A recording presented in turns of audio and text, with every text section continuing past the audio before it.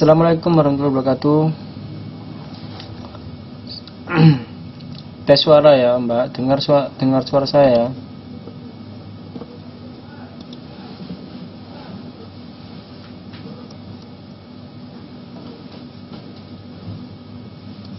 Oke. Jadi kita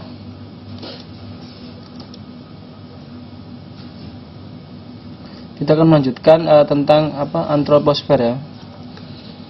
Bentar, saya sambil nunggu teman yang lain yang hadir. Baru berapa nih? Baru 4 ya.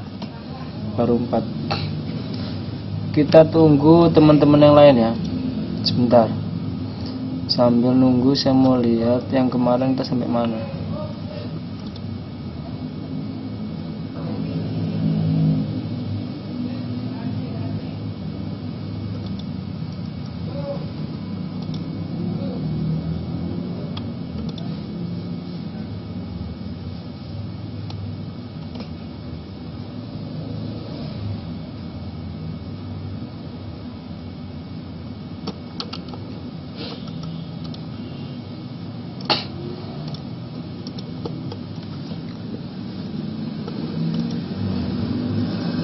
Oke ya. Gimana kabarnya teman-teman? Semuanya baik.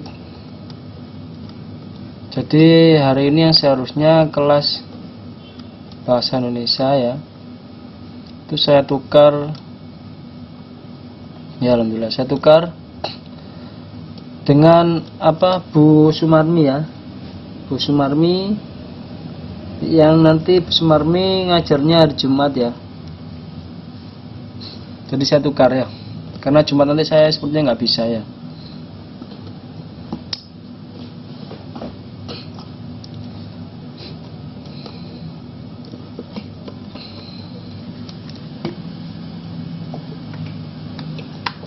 Saya saya dapat kabar kalau sekarang enggak, dari teman-teman siswa ya, curhatan dari teman-teman siswa kalau pengurusan KPC sekarang sedang ribet ya,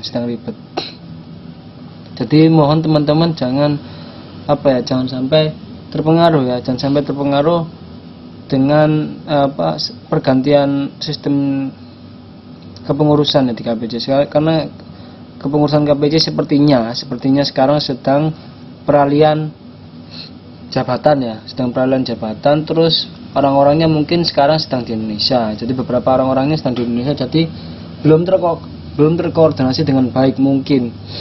Tapi itu nanti selanjutnya pasti akan dibenahi ya. Karena di sini kapasitas saya cuma sebagai tutor ya. Jadi saya tidak tahu menahu tentang dengan sistem yang sedang berlangsung di kepengurusan. Cuma harapan saya teman-teman jangan sampai semangat belajarnya berkurang ya, karena semangat dari teman-teman itu merupakan kunci dari keberhasilan teman-teman sendiri ya.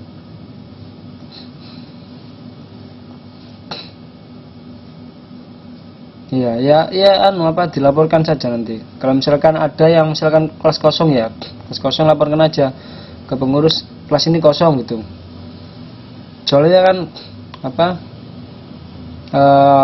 otomatis dengan kelas kosong, tutor yang mengisi kelas tersebut nanti otomatis dia selain dapat teguran juga gajinya dikurangi. Jadi nggak apa-apa, laporkan saja. Jadi jangan sampai semangatnya teman-teman berkurang ya.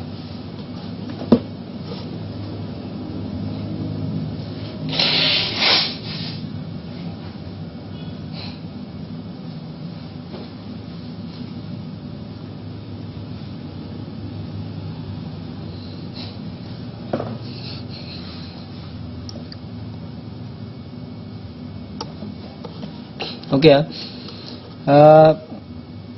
Jadi saya ini nanti 3 jam pelajaran ya, sampai jam 23.15 sampai jam 11 ya, mungkin jam 11 aja lah, nggak usah terlalu malam ya. Tapi ini saya ambil 3 jam pelajaran untuk mengganti yang kemarin itu kan ya, yang tanggal yang Idul Fitri itu. Yang Idul Fitri kemarin kan kita libur ya.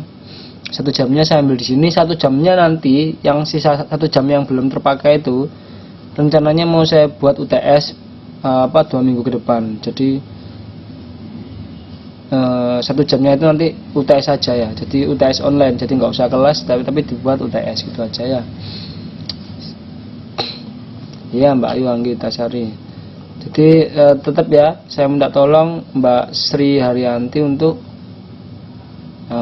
untuk mengabsenkannya, untuk direkap absennya nanti, soalnya nanti di rapat ada nilai absen sendiri ya, ada nilai absen sendiri.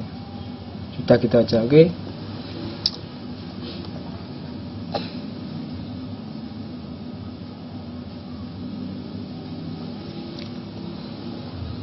Ini teman-teman sedang di Taiwan semua ya, nggak ada yang di Indonesia ya. Oke ya, saya sedikit mengulas yang kemarin. Saya mulai saja ya. Mbak Dian ada jadi tugas saya kembalikan Mbak Dian saja. Oh iya nggak apa-apa. Kan cuma tinggal ngerekap absen saja. Saya minta tolong ya, Mbak Dian atau Mbak Sri Haryanti ya. Oke. Saya lanjutkan saja. Jadi teman-teman harap semangat belajarnya tetap dipacu ya, semangat belajarnya jangan sampai berkurang karena karena UNAS itu yang menentukan nilai, yang menentukan nilai UNAS itu bukan tutor ataupun KPJ ya, tapi yang menentukan teman-teman sendiri ya. Kalau teman-teman bisa ngerjakan ya teman-teman lulus ya, saya doakan ya. Oke, saya langsung masuk ya. Saya mengulas sedikit dari yang kemarin ya. Jadi bahasan kita dalam antroposfer ini tentang sensus penduduk ya. Sensus penduduk ya, kuantitas penduduk ya, kualitas ya. Ya, kuantitas itu berkaitan dengan apa? Berkaitan dengan jumlah. Kuantitas itu berkaitan dengan jumlah ya. Perlu dipahami, kalau kualitas itu berkaitan dengan potensi ya, berkaitan dengan potensi. Penduduk itu berpotensi dalam hal apa? Itu kualitas ya. Kemudian faktor yang mempengaruhi pertumbuhan penduduk ya. Jadi faktor-faktor apa yang mempengaruhi pertumbuhan penduduk ya? Terus dampak ledakan penduduk. Jadi dengan jumlah penduduk yang banyak itu apa saja dampaknya? Kemudian upaya mengatasi masalah kependudukan di Indonesia. Ya, seperti kemarin sudah jelaskan ya. Sumber daya alam itu apa? Sumber daya manusia. SDM itu sumber daya manusia ya. Jadi sumber daya manusia itu adalah seluruh kemampuan atau potensi penduduk. Ya, potensi penduduk ya. Berarti kualitas ya, yang berada di dalam suatu wilayah tertentu beserta karakteristik atau ciri demografis, sosial maupun ekonominya yang dapat dimanfaatkan untuk keperluan pembangunan ya. Jadi untuk keperluan pembangunan. Jadi membahas sumber daya manusia berarti membahas penduduk dengan segala potensi dan kemampuannya. Jadi berhubungan dengan kualitas ya, kualitas penduduk itu ya. Nah, kemudian sensus penduduk ya, ini menurut undang-undang nomor 6 tahun 1960 tentang sensus ya. Yaitu apa? Menyebutkan bahwa sensus penduduk diadakan pada tahun 1961 dan untuk selanjutnya diadakan pada tahun-tahun yang dapat dibagi 10 ya. Jadi kelipatan 10 ya.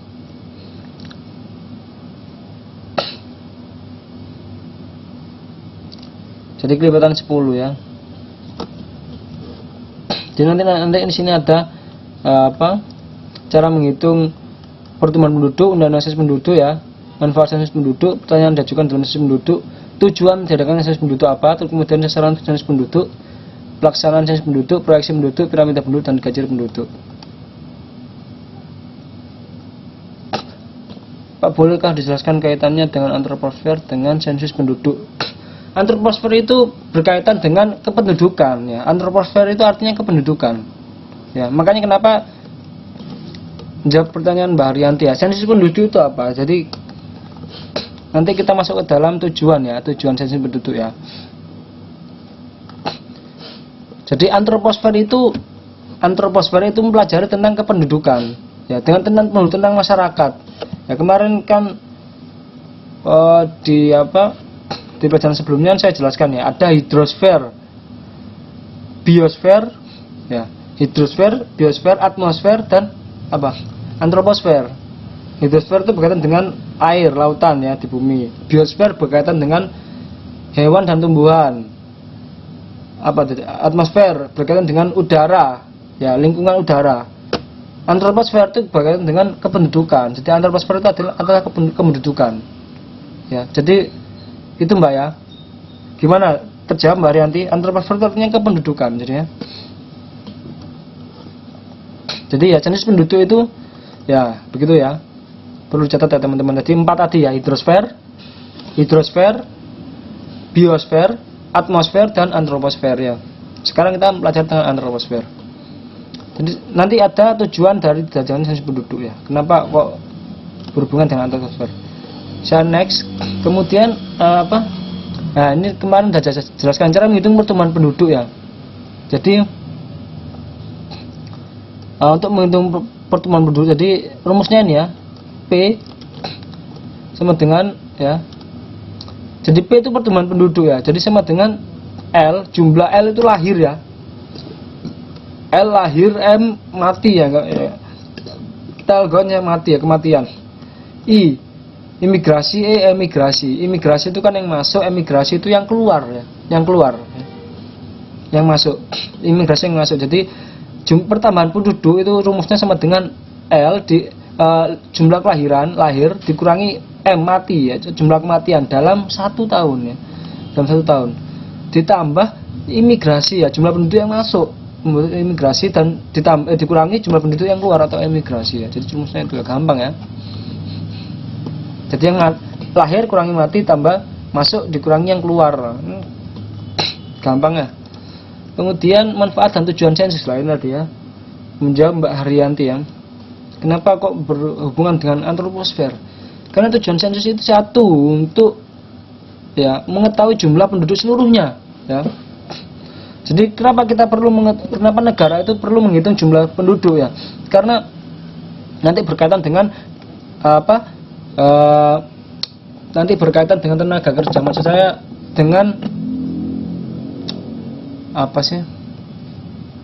ketersediaan lapangan pekerjaan. Nah, nanti berkaitan dengan itu, ketersediaan lapangan pekerjaan dan bagaimana nanti memberikan subsidi kepada masyarakat, seperti itu ya. Kenapa kok jumlah penduduk seluruhnya itu harus dihitung ya.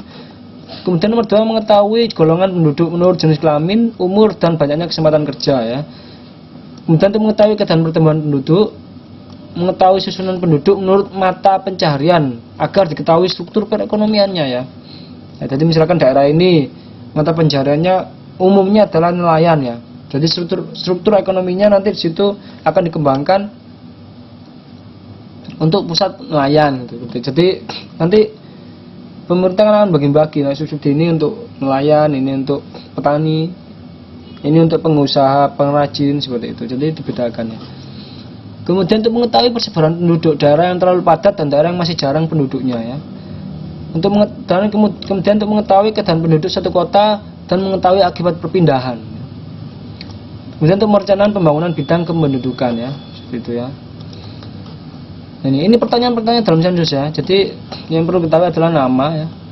Namanya siapa, hubungan dengan kepala keluarga ya, jenis kelamin, usia ya, status perkawinan, agama, kewarganegaraan ya, tempat lahir, perpindahan, pendidikan, pekerjaan, kesibukan ibu, keadaan tempat tinggal ya. Kesibukan ibu nanti mungkin ya, ini saya juga kurang paham kesibukan ibu, tapi untuk hal ini kemungkinan ya itu untuk mengetahui apakah dalam keluarga tersebut ada kesempatan, ada peluang atau enggak untuk menambah jumlah keluarga, seperti itu ya. Soalnya nanti kalau ada kelahiran lagi kan mereka kan didata lagi seperti itu. Kemudian sensus di Indonesia ya. Sensus di Indonesia ini dilaksanakan dengan metode ya, 2 metode ya, diisi kepala keluarga ya, atau diisi petugas ya, canvasser, householder ya. Dan masalah sensus penduduk ya, de facto tempat tinggal sensus ya, de jure tempat tinggal tetap ya. Jadi misal daerah asal, misalkan tempat tinggal saya misalkan berasal dari Madura ya misalkan, terus saya tinggal di Surabaya misalkan ya. Kalau tempat tinggal sensus, saat sensus misalkan saya di Surabaya didatanya. Tempat tinggal tetap misalkan saya didata di Madura. Ya, seperti itu. Jadi kan kita di situ didata apa kita sebagai penduduk asli atau sebagai imigran, ya, atau sebagai orang yang bermigrasi, ya, seperti itu ya. Saya lanjutkan, kemudian sasaran ya, sasaran sensus ya. Sasaran sensus ini seluruh penduduk ya, termasuk bayi ya, termasuk bayi. Jadi semua ya dalam wilayah geografis RI, baik yang bertempat tinggal menetap atau tidak ya. Ya, baik bertempat tinggal menetap atau tidak. Jadi seperti yang saya katakan tadi ya, apakah dia termasuk penduduk asli atau penduduk yang berpindah, baik WNI ataupun WNA. WNA itu warga negara asing ya, kecuali diplomat dan keluarga.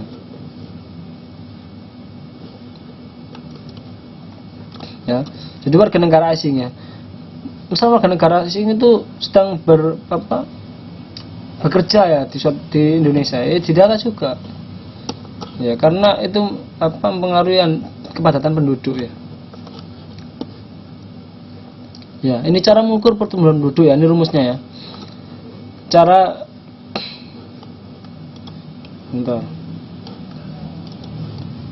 mengukur pertumbuhan penduduk ya, cara persentase ya. Cara persentase ya, angka pertumbuhan total ya. Sebentar ini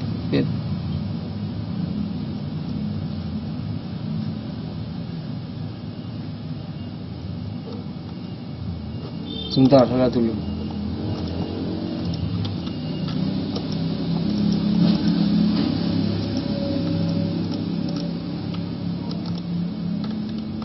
Seharusnya ada keterangannya nih.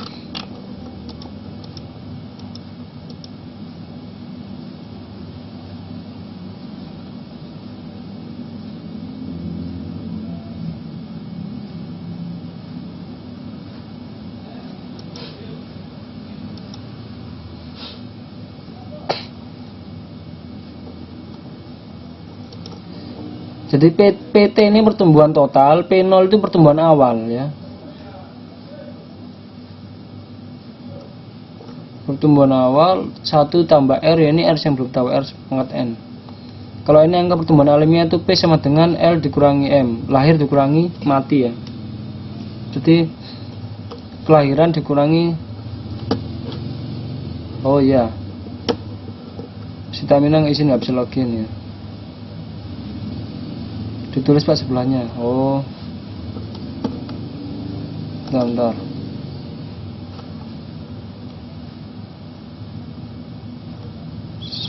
Saya bingung sama R sama N ini. Saya lihat di buku dulu, seharusnya. Sebentar ya, kita lihat saja di buku. Halaman 25.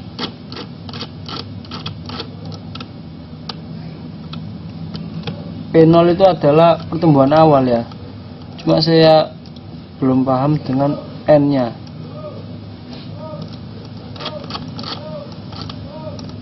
Mungkin sambil diskusi, teman-teman ada yang familiar dengan rumus itu?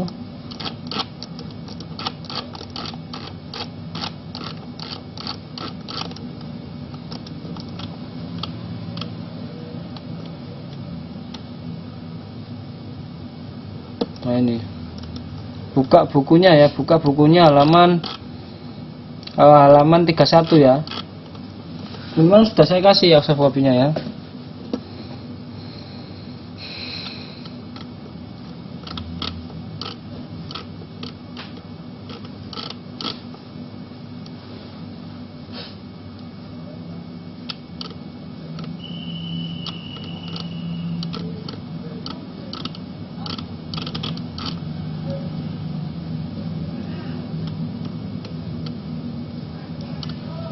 Oh ini ya.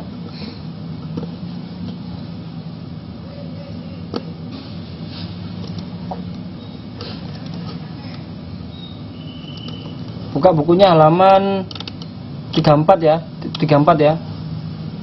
Jadi nggak ada buku. Jadi cara mengukur pertumbuhan ya, angka pertumbuhan total. Jadi di halaman Kan sudah saya kasih soft copy ya. Ya, buku halaman, sekalian saya tulis ya, halaman 31 sampai 34 ya. Lah itu PT ya, saya tulis sebelahnya nih ya, keterangan ya. Ya, keterangan. Jadi PTP sama dengan pertumbuhan total ya. PT itu pertumbuhan total. Sedangkan P0 ya, P0 itu pertumbuhan di tahun awal, P0. Itu P0 ya, P0 kecil ya. Sama dengan pertumbuhan tahun awal ya.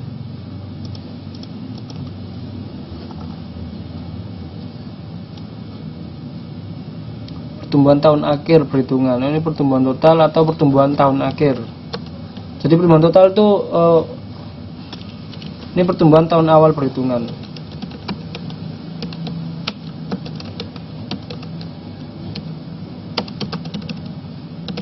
Perhitungan ya. Kalau yang ini, kalau yang PT itu pertumbuhan tahun akhir. Bentar.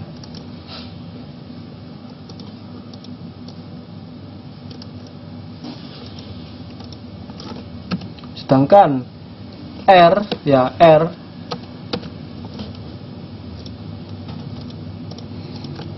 ya, R itu sama dengan rata-rata tingkat pertumbuhan per tahun ya. Tuh.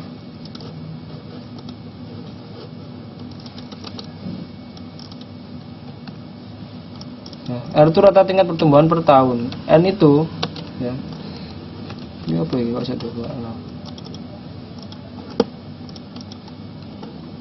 N itu lama waktu perhitungan ya. Jadi lamanya waktu perhitungan.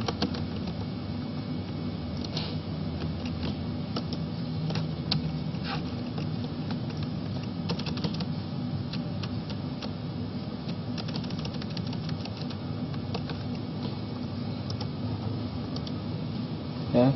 Kalau P, kalau yang angka pertumbuhan alamiah ya, ini angka pertumbuhan alamiah itu P sama dengan L per F, L kurangi M ya. Jadi L itu lahir ya, tadi ya, angka kelahiran dikurangi M mati ya, itu artinya angka kematian.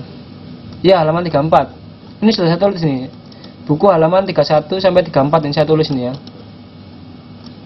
Buku halaman 31 sampai 34 itu ada ya. Di buku ada, jadi semua persentase saya itu di buku ada ya.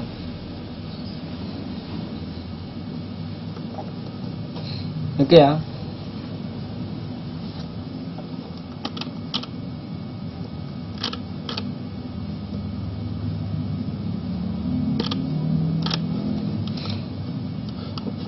Kemudian ini pertumbuhan penduduk tiap tahun ya, pertumbuhan penduduk tiap tahun.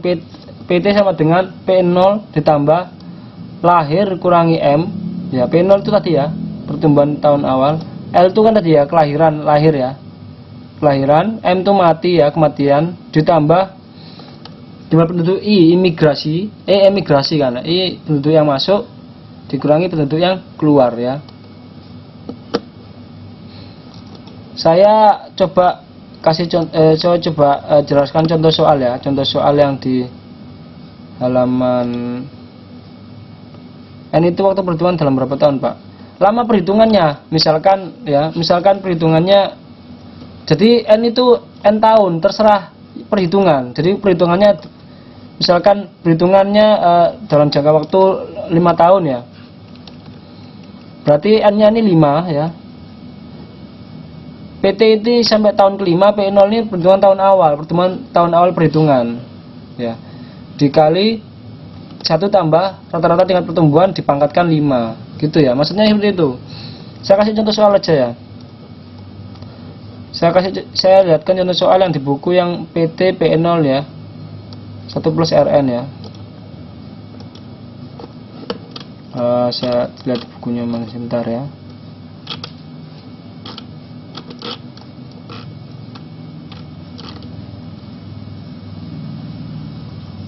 Ya, jika 5 tahun N nya 5. Ya benar Mbak. Jadi PT P0 nggak ada ya. Ini nih.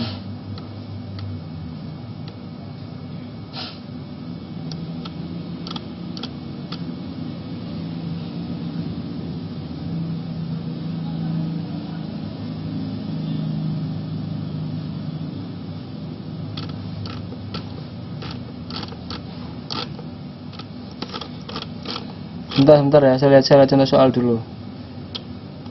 Bilangan eksponensial.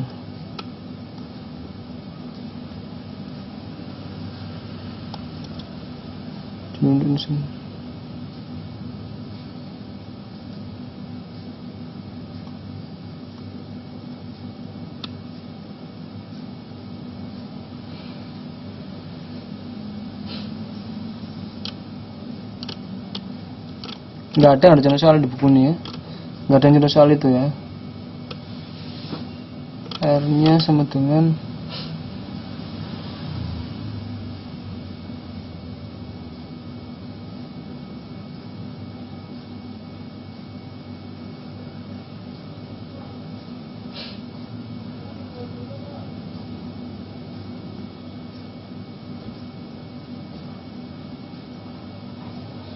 oh iya, apa Mbak Bdi?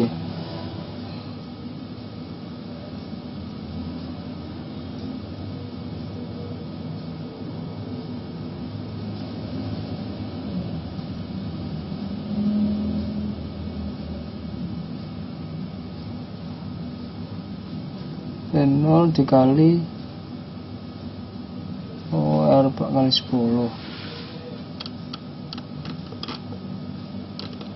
Nggak ada contoh soal ya. Nggak ada contoh soal yang ini ya. Jadi yang ini ya tadi yang menjawab pertanyaannya Mbak. Tuh. Menjawab pertanyaannya Mbak Arianti tadi ya. Jadi apa N ini tadi mana? Lama waktu perhitungan, misalkan perhitungannya itu dari tahun 2000 ke tahun 2010, berarti jangka waktunya kan 10 tahun, berarti R-nya itu 10 ya, N-nya 10. Nanti kan diketahui di soal ya. Misalkan mau mencari pertumbuhan penduduk total ya, itu P0 awal, P0 kan pertumbuhan tahun awal perhitungan.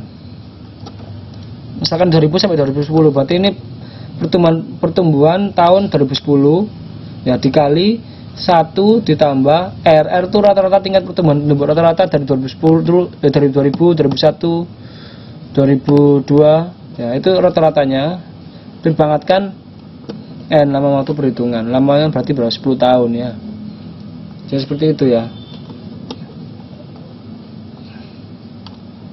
Mungkin saya kasih contoh soal yang ini ya. Ini kayaknya ada contoh soalnya nih ya.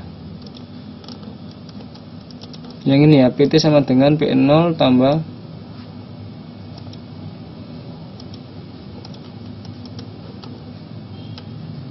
sebentar ya. Jadi waktu kita 3 jam ya, kita coba membahas ini aja.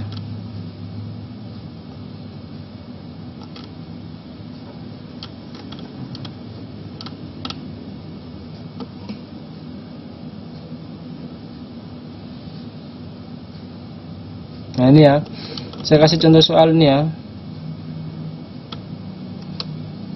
Jadi PT itu adalah persentase ya.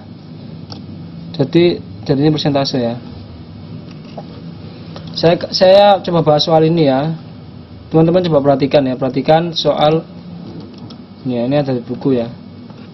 Contoh soal jumlah penduduk ya.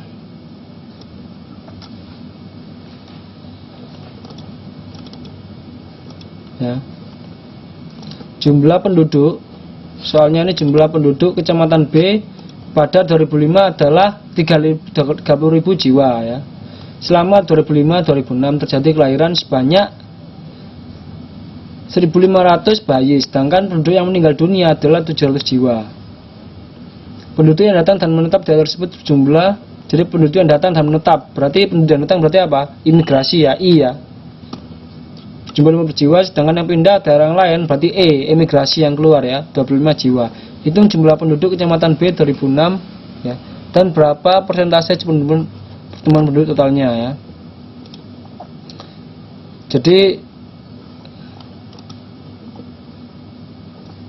ini 2005 sampai 2006 ya. Berarti PT-nya itu 2006 ya. Berarti kita bisa list ya. Dari ini kan kita bisa list yang diketahui apa aja ya. Jadi yang kita buat list seperti ini ya. Ya. Diketahui, kita list dalam misal ada soal seperti ini ya, kita buat list seperti ini ya. Diketahui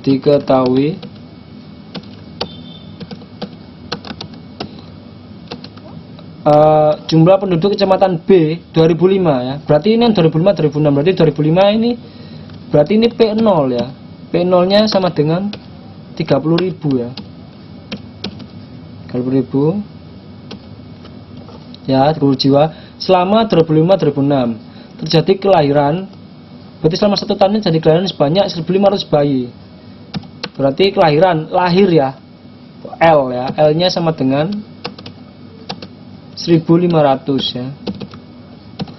Sedangkan penduduk yang meninggal dunia adalah 700 jiwa, meninggal ya, mati ya, M ya, sama dengan berapa? 700 ya.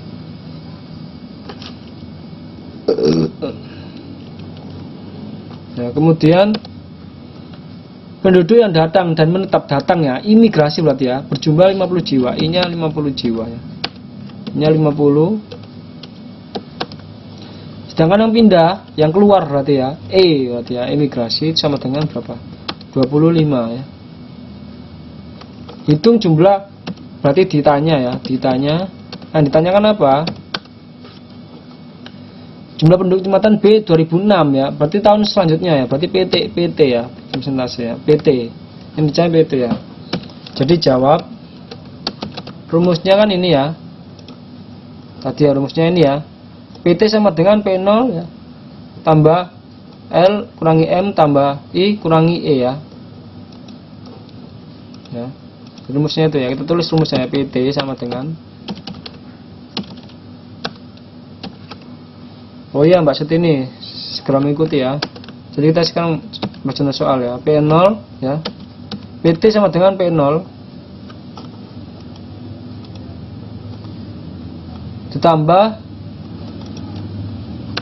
ditambah, duh, kok ini Rek? Loh, kok ini?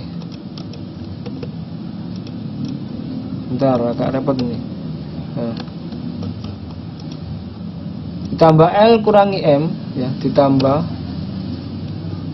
ya apa sih,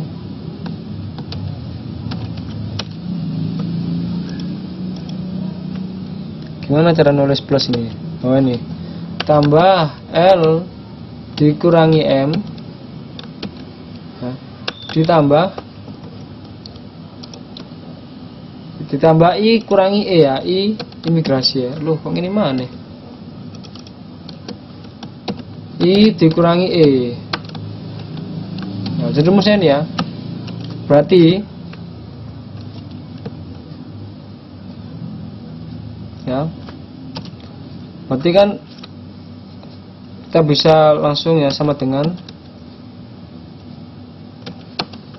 berapa? 30.000 ditambah. Jadi tinggal masukkan saja ya. L nya sudah ada, diketahui semua ya. 1.500.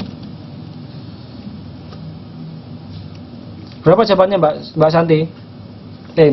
Mbak Sri Haryanti. Jawabannya berapa Mbak Sri Haryanti? 700 ditambah I, berarti 50 dikurangi 25 ya. Mbak Dian 3.800, Mbak Tirmaya 3.825 jiwa ya. Kalau dibuat, iya benar ya jawabannya itu ya. Kalau dibuat persentase, jadi jawabannya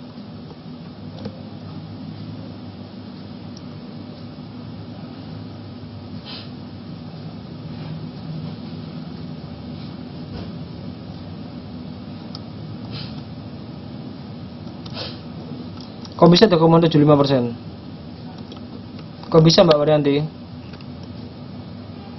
Jadi jumlahnya pertemuan penduduknya 3.825 jiwa ya. Persentasenya 2,75%. Pertemuan penduduknya persentasenya 2,75%. Kok bisa 2,75%? Dari mana?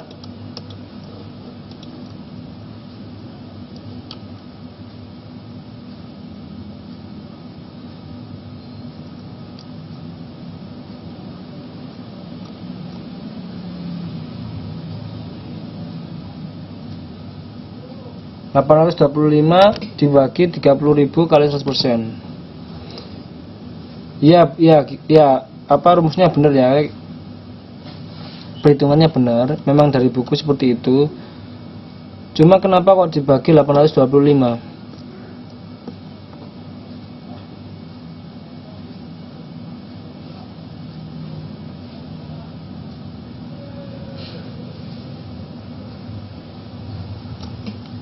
Jadi maksudnya ya,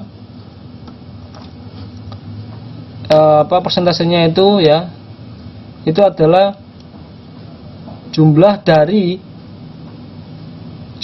kenaikan penduduk ini ya, lahir dikurangi mati tambah imigrasi kurangi emigrasi dibagi dengan pertumbuhan di tahun awal ya.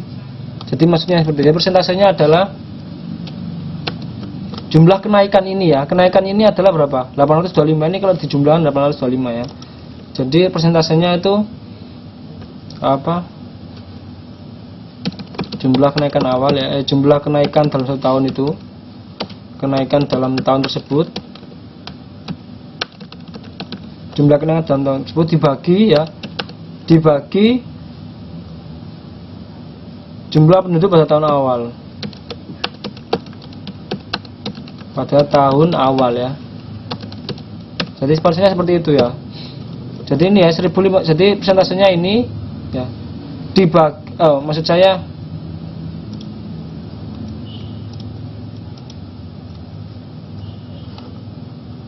jadi maksud saya ini ya dibagi dengan P0 ini persentasenya ya. Jadi persentase kenaikannya berapa persen dari 30.000 ini. Seperti itu ya.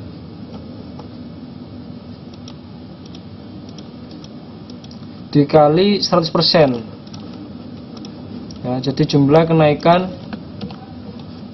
dari persentase ya dikali 100%. Jadi berapa kenaikannya dari ini, dari 30.000 ini ya.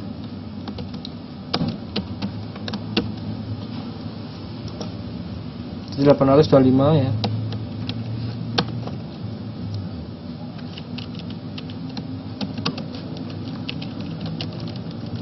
dibagi 30.000 ya kali 100%. Oke ya, jadi jawabannya 27,5% ya, 2,75%. Jadi dengan kata lain penduduk tersebut naik 2,75% dari tahun awal ya, seperti itu ya.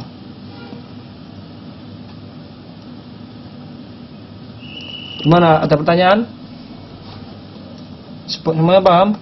Jadi kenaikannya adalah 2,75%. Jadi kenaikannya adalah 825 ya. Jadi kenaikannya adalah, jadi pertambahan penduduknya adalah 825 penduduk ya. Jadi bertambah 825 penduduk. Gampang ya. Enggak sesusah matematika ya. Cuma gini aja kan gampang. Paham ya? Ada pertanyaan sebelum saya lanjutkan?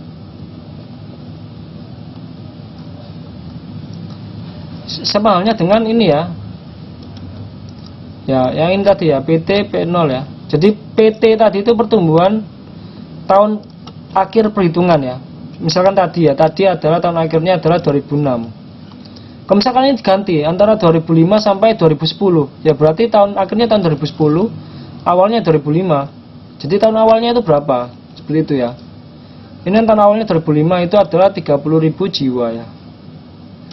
Jadi sama halnya seperti ini tadi nanti ya. Kalau misalnya ada soal ya, angka pertumbuhan total yang diketahui adalah rata-rata tingkat pertumbuhan per tahun ya. Berapa rata-rata tingkat pertumbuhan per tahun? N-nya itu lama waktu perhitungan. Ya. Kalau ikut dari soal ini lama N-nya berarti berapa? 1 tahun ya, 2005 sampai 2006 ya. N-nya adalah 1 tahun lama waktu perhitungan. Seperti itu ya. Gampang ya. Oke, saya lanjutkan. Jadi sekarang ini adalah proyeksi penduduk ya. Bentar.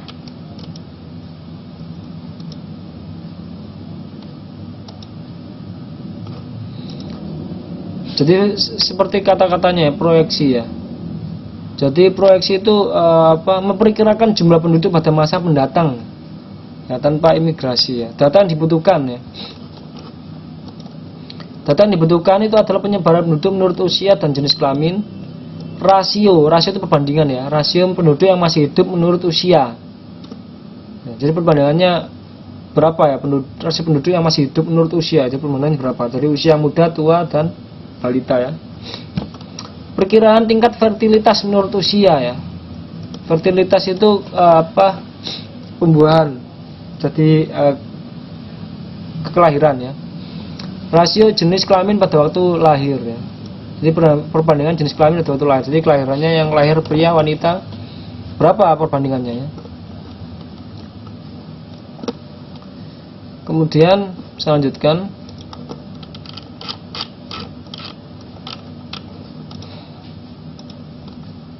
Ya, ini ada kemudian ini adalah piramida penduduk ya.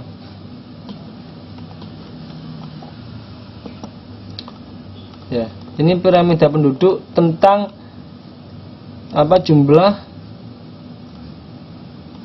jumlah male itu pria ya, female itu wanita ya. Jadi jumlah pria dan wanita berdasarkan umur ya. Berdasarkan umur ya. Jadi kalau kita lihat ya, bentar.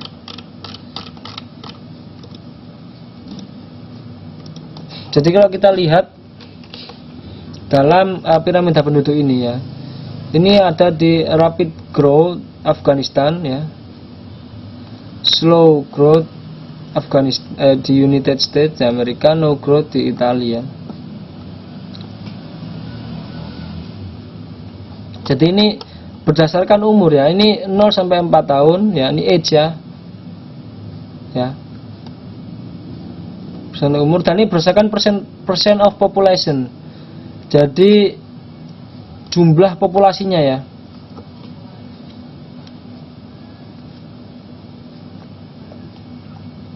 Jadi kita bisa kita lihat ya, di mana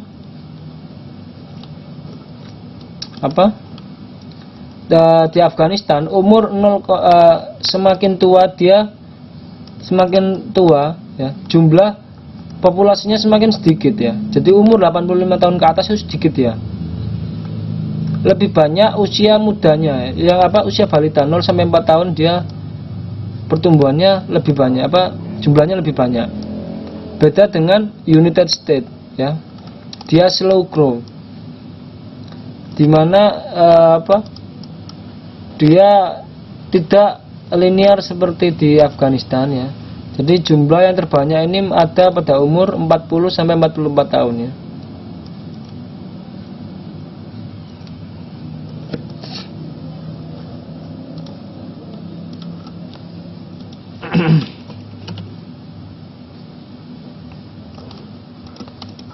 Dan kalau kita lihat di Italia terlihat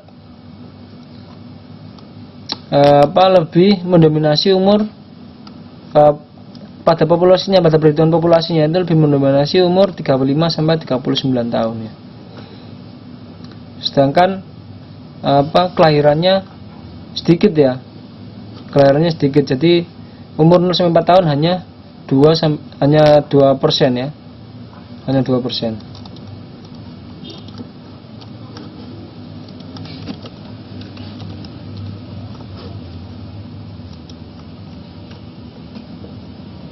Jadi bisa kita lihat ya, rapid growth. Jadi pertumbuhannya cepat ya. Dimana kelahiran ini kan bisa berarti pada umur 0 sampai 4 tahun ini berarti kan kelahiran. Jadi kelahirannya dia lebih banyak. Dia banyak melahirkan ya. Jumlah kelahirannya lebih banyak.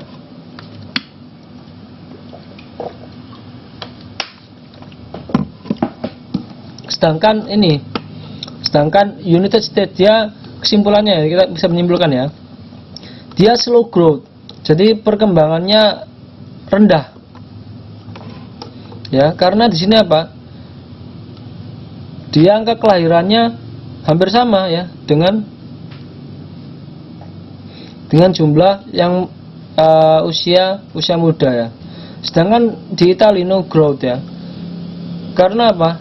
Jumlah kelahirannya lebih sedikit ya, sedikit sekali ya, 2% ya, dibandingkan dengan jumlah yang mampu. Ini yang tengah ini berarti jumlah yang mampu melahirkan, yang subur ya, jumlah yang subur ya. Kalau di Afghanistan jumlah yang mengalami kesuburan lebih sedikit daripada jumlah lahirnya, dia lahirnya lebih banyak ya. Makanya dia rapid growth itu pertumbuhan cepat ya. Nah, bisa dimengerti ya dari gambar ini ya. Jadi yang dimaksud dari gambar itu yang bisa dijelaskan dari gambar ini adalah seperti itu ya. Ada pertanyaan? Sebelum saya lanjutkan.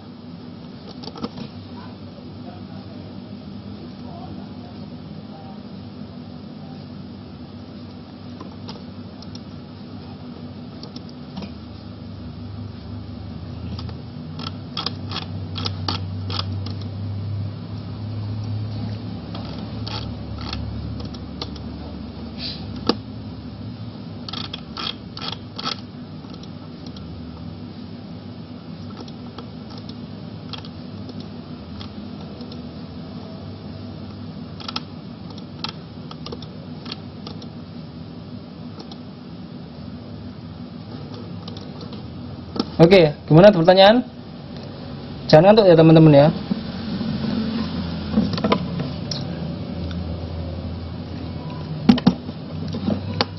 Ngantuk nih, jangan teman-teman tidur semua nih ya. Jadi kalau bisa dilihat dari Afghanistan, dia lebih doyan beranak ya dia. Jadi jumlah yang subur ya. Kan umur kesuburan manusia biasanya dia umur 20 sampai ini ya, sampai 30 34 ini ya, 35 39 ya. Jadi angka di sini, angka ini itu biasanya dia mengalami kesuburan ya, untuk melahirkan ya. Ya kalau kita bisa lihat ya, berarti di Afghanistan ini orangnya lebih suka beranak ya, doyan beranak ya. Kalau di Italia malah dia orang yang suburnya dia lebih sedikit ya. Tapi dia tidak suka punya anak ya. Jadi dia kelahirannya sedikit sekali ya.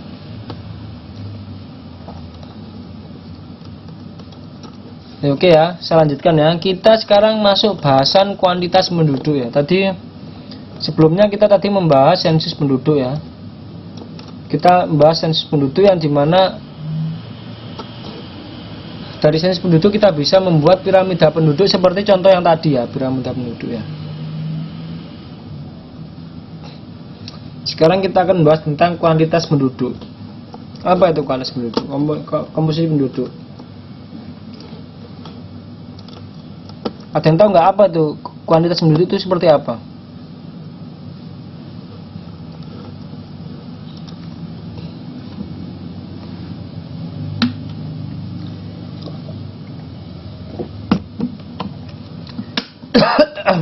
Mbak Dian, kuantitas penduduk itu apa Mbak Dian?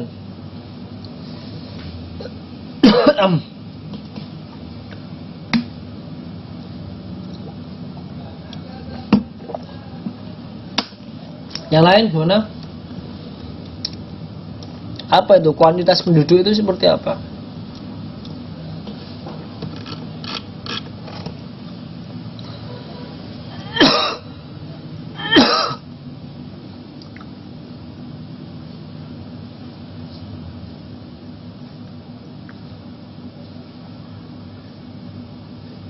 Gimana? Nggak ada yang menjawab?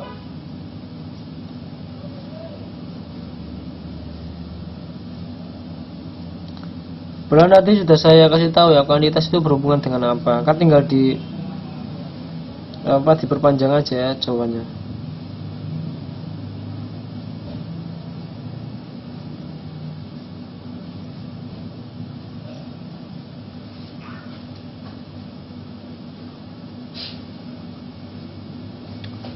Berkaitan dengan jumlah penduduk, dengan angka. Mbak Dian, jumlah keseluruhan penduduk.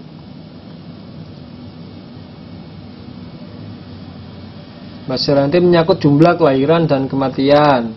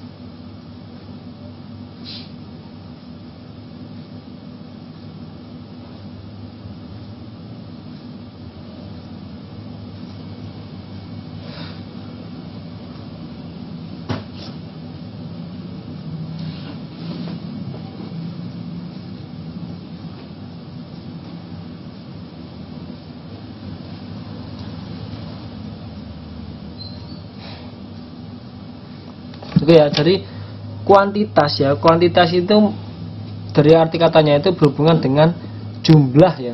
Benar ya, Mbak semua itu benar ya. Jadi kuantitas penduduk adalah jumlah orang ya, berkaitan dengan jumlah ya. Jumlah orang yang bertempat tinggal ya. Seperti dikatakan dalam Mbak Haryanti ya, dalam suatu daerah ya. Seperti dikatakan Mbak Haryanti ini ya. Yang bertempat tinggal pada wilayah tertentu dan pada waktu tertentu ya. Nah, seperti dikatakan Mbak Haryanti ya, jumlah dalam kurun waktu tertentu ya. Benar semua ya kata Mbak semua ya. Kata Mbak Tirmaya, banyaknya penduduk yang menempati suatu wilayah dalam waktu tertentu ya. Benar ya. Jadi yang bertempat tinggal pada wilayah tertentu pada waktu tertentu serta merupakan hasil ya. Hasil dari proses demografi yang meliputi kelahiran, kematian dan perpindahan ya. Jadi meliputi ini ya, meliputi kelahiran L tadi ya, kematian M ya, dan perpindahan, migrasi ya. Sedangkan untuk mengetahui jumlah penduduk suatu negara maka akan dilakukan sensus penduduk yang sudah kita jelaskan tadi ya, yang sudah kita bahas ya. Sensus penduduk itu apa? Perhitungan penduduk dengan cara mengumpulkan ya, menghimpun ya, dan menyusun data penduduk, data penduduk atau semua orang pada waktu dan wilayah tertentu ya. Seperti yang dijelaskan sebelumnya, sensus penduduk ada dua ya. Dari de facto ya. Sensus de facto atau sensus atau pencacahan yang dikenakan pada setiap orang yang ada di wilayah tertentu pada waktu dilakukan sensus ya. Sedangkan sensus de jure itu sensus atau pencacahan yang hanya dikenakan pada orang yang benar-benar tinggal di wilayah tertentu saat dilakukan sensus ya. Jadi sudah dijelaskan ya, de facto dan de jure ya.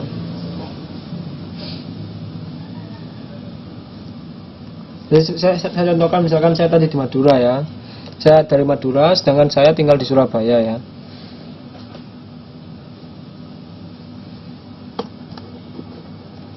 Selanjutnya registrasi ya, atau pencatatan. Jadi ini ya, jadi untuk mengetahui jumlah penduduk ya.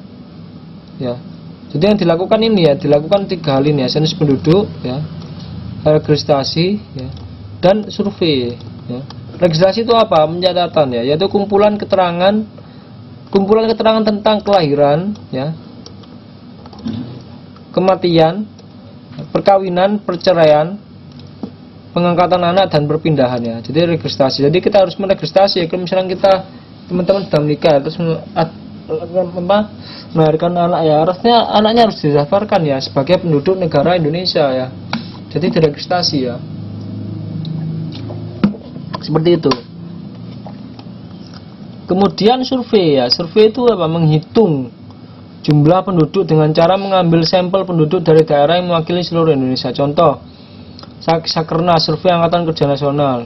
Susenas ya, survei Sosial Ekonomi Nasional. Jadi dia mensurvei dengan cara mengambil sampel ya dari daerah yang mewakili seluruh Indonesia. Jadi tidak begitu akurat ya, tapi mewakili ya. Jadi perhitungan survei ini tidak seakurat dari sensus penduduk. Jadi yang paling akurat itu adalah sensus penduduk ya. Jadi perhitungannya paling akurat adalah sensus penduduk ya. Kemudian registrasi dan survei ini biasanya dia persentase ya. Tidak begitu akurat ya, tapi bisa mewakili. Jadi kegiatan sensus dan survei ini dilaksanakan oleh badan negara ya, yang disebut BPS ya, Badan Pusat Statistik ya. Badan Pusat Statistik Negara ya. Selanjutnya ada pertanyaan? Gampang ya jadinya ya. Geografi ini nggak perlu susah-susah ya.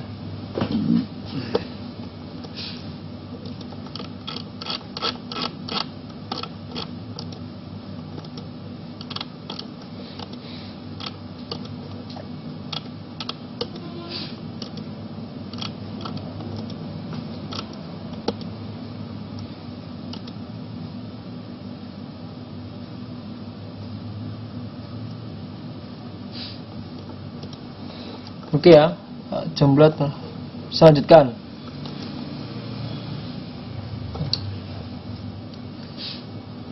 komposisi penduduk ya. Jadi ini adalah komposisi penduduk itu merupakan perbandingan ya.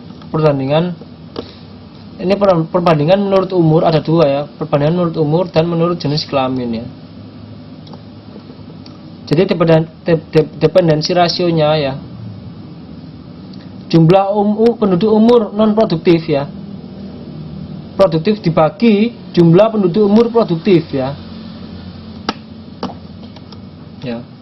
Non produktif itu berarti dia tidak bisa mempunyai keturunan.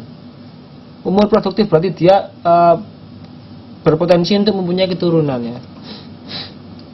Jadi usianya yang tidak produktif itu kurang dari 15 tahun ya, dan lebih dari 64 tahun. Sedangkan umur produktifnya 15 sampai 64 tahun ya. Jadi persentase jumlah umur yang produktif dan tidak produktif. Ya. Ya ini ada keterangan ya berdasarkan umur. Seperti yang saya jelaskan tadi ya, usia muda, usia dewasa, dan umur non produktif ya. Ya usia muda ya sebelum 15 tahun ya, usia dewasanya 15 sampai 64 tahun, dia ini produktif ya. Dan non produktifnya 15 sampai 64 tahun ya.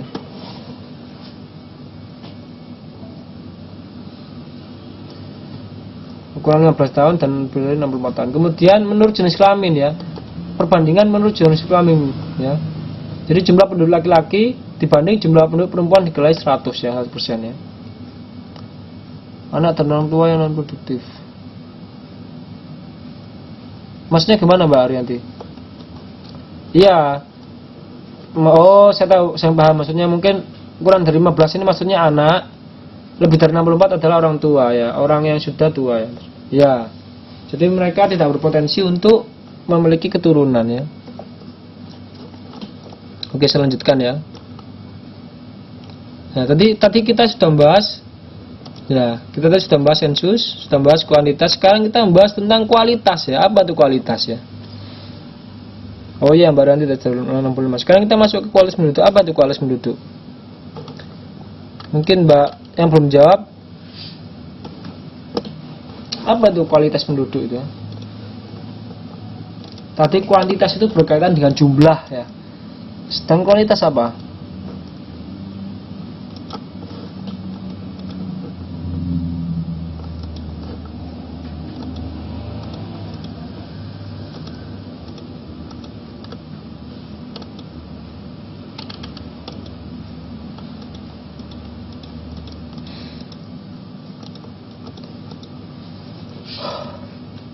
Kualitas dalam pemenuhan sandang pangan, perumahan, kesehatan, pendidikan bisa. Kualitas sendiri itu apa? Apa kualitas penduduk itu sendiri itu apa? Potensi ya, ini kata Mbak Dwi Mariunianto, potensi penduduk ya, berkaitan dengan potensi. Mbak Warianti berkaitan dengan mutu penduduk ya. Ada lagi?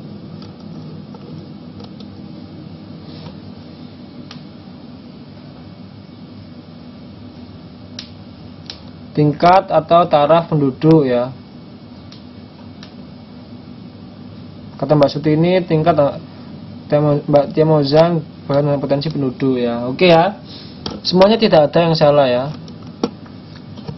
Jadi kualitas penduduk itu ya adalah mutu ya, seperti yang dikatakan Mbak tadi ya, mutu. Mutu penduduk yang dapat dilihat dari pendidikan ya. Mutu atau potensi ya, sama saja ya. Mutu atau potensi penduduk yang dapat dilihat dari pendidikan ya. Pendidikan, kesehatan, dan pendapatan ya. Jadi pendidikannya seperti apa ya? Apakah dia sampai SMP, SMA, atau jenjang S2, S1? Dan kesehatannya seperti apa? Dan pendapatan di daerah tersebut seperti apa ya? Jadi ini kualitas berkaitan dengan itu ya. Berkaitan dengan tiga hal tadi ya. Pendidikan ya, kesehatan, dan pendapatan ya. Berkaitan dengan tiga hal ini ya. Kualitas itu ya. Pendidikan yang baik akan meningkatkan kualitas sumber daya manusia, jelas ya. Oh iya Mbak Teramaya. Kesehatan, semakin baik kesehatan maka kualitasnya juga semakin baik ya. Kemudian pendapatan, semakin besar pendapatan maka semakin besar terjaminnya kehidupan yang lebih baik ya. Tidak bisa dipungkiri ya, uang itu adalah segalanya ya. walaupun segalanya tidak bisa dibeli dengan uang. Kata-kata yang sedikit membingungkan ya, bulet aja berarti ya. Pendapatan membesar, maka semakin besar terjaminnya kehidupan yang lebih baik ya. Kita akan bahas 3 unsur ini ya, pendidikan, kesehatan, dan pendapatan yang akan mengaruhi kualitas penduduk ya. Pendidikan ya, faktor yang pengaruh rendahnya tingkat pendidikan di Indonesia ya. 1. Rendahnya kesadaran masyarakat ya. Rendahnya kesadaran masyarakat untuk belajar ya. Ya, seperti kita contohkan aja teman-teman kita beri contoh baik ya, teman-teman BMI yang mau ikut KPC ini ya. Berarti kesadarannya tinggi ya, walaupun teman-teman sudah, maksudnya umurnya tidak sama dengan umur SMA reguler, tapi teman-teman masih mau untuk belajar, masih mau untuk meningkatkan taraf pendidikannya sampai setara SMA. Itu kesadaran yang baik ya, kesadaran yang baik. Sedangkan di Indonesia sendiri kesadaran untuk belajarnya itu kurang ya. Maka kenapa saya sering ngomong ke teman-teman, semangat belajarnya tolong jangan sampai turun gitu ya. Karena ya itu tadi, rendahnya kesadaran masyarakat kita untuk belajar ya. Ya. Mungkin dari diri kita sendiri ya, kita bisa ya, itu faktor yang nomor 2 ya. Nah, jadi setelah rendahnya kesadaran masyarakat ya. Jadi tadi kesadaran masyarakat, jadi untuk menanggulangi itu tolong marilah kita sama-sama mengajak lingkungan kita untuk belajar ya. Ya, untuk agar kita bisa berkontribusi ya. Jadi untuk menanggulangi rendahnya kesadaran masyarakat, jadi mari kita ajak lingkungan kita untuk belajar ya. Seperti yang saya lakukan pada teman-teman ya. Ayo teman-teman jangan patah semangatnya untuk belajar, walaupun teman-teman pengurus KPC sedang ada masalah. Jadi tolong semangatnya tetap dipacu. Seperti itu ya. Kemudian tingginya biaya pendidikan ya. Saya dulu tidak bisa sekolah karena biaya tidak ada, Pak. Nah itu. Tapi sekarang Mbak Rianti sudah punya biaya ikut KPC ini ya, itu semangatnya berarti kan muncul. Itu yang kita apresiasikan. Makanya kenapa ada program KPC, untuk mengapresiasi ya, untuk memfasilitasi teman-teman yang masih semangat untuk belajar ya. Makanya jangan sampai semuanya turun ya. Ya, seperti faktor yang nomor 2 apa? Oh, Mbak Ranti sudah 40 ya. Saya salut sekali ya, masih mau belajar ya. Ya itu saya bilang. Jadi belajar itu nggak ada batasnya ya. Sampai kapanpun kita pasti akan belajar ya. Sampai kapanpun kita pasti akan belajar. Walaupun kita sudah tua, kita pasti akan belajar ya. Jadi jangan sampai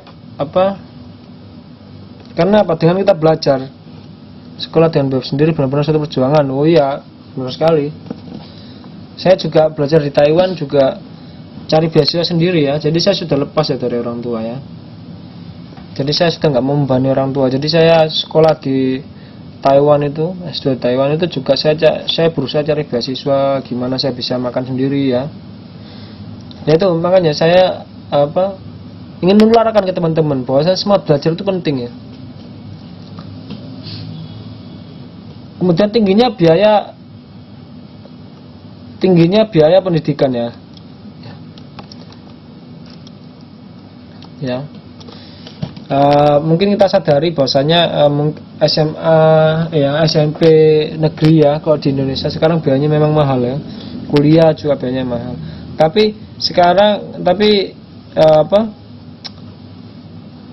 juga ada jalur-jalur beasiswa ya sekarang ya, untuk masuk kuliah itu ada jalur-jalur beasiswa.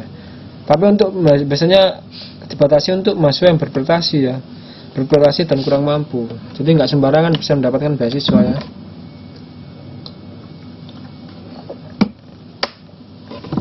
Kemudian faktor yang pengaruh rendahnya pendidikan yaitu sarana dan prasarana kurang mendukung ya. Contohnya seperti saya sekolah, saya dulu S1 di Indonesia, sekarang merasakan S2 di Taiwan ya. Sangat beda sekali ya sarana dan prasarananya ya. Di Taiwan lebih mendukung ya, fasilitasnya lebih mendukung untuk kita melakukan research, penelitian ya. Itu bedanya ya. Sebagai bukti Mbak Tia Mozang ya, sebagai bukti untuk semua orang kalau BMI juga bisa berpendidikan dan sebagai contoh untuk orang lain. Lah ya, benar sekali itu, saya setuju dengan omongan Mbak Tia Mozang. Mbak Rianti disiplinnya tinggi di sini Pak. Oh ya, memang. Ya, saya mau mendakapi Mbak Tia Mozang ya. Bukti untuk semua orang kalau BMI juga bisa berpendidikan dan sebagai contoh untuk orang lain lah. Ini saya setuju perkataan dari Mbak Tia Mozang. Jadi jangan sampai ada jangan sampai ada pemikiran orang-orang bahwasanya BMI itu tingkat pendidikannya rendah. Jangan sampai ada anggapan seperti itu ya. Tunjukkan kalau kita itu bisa belajar, kita itu punya tingkat pendidikan yang tinggi. Kita bisa belajar ya. Dengan kita belajar ya,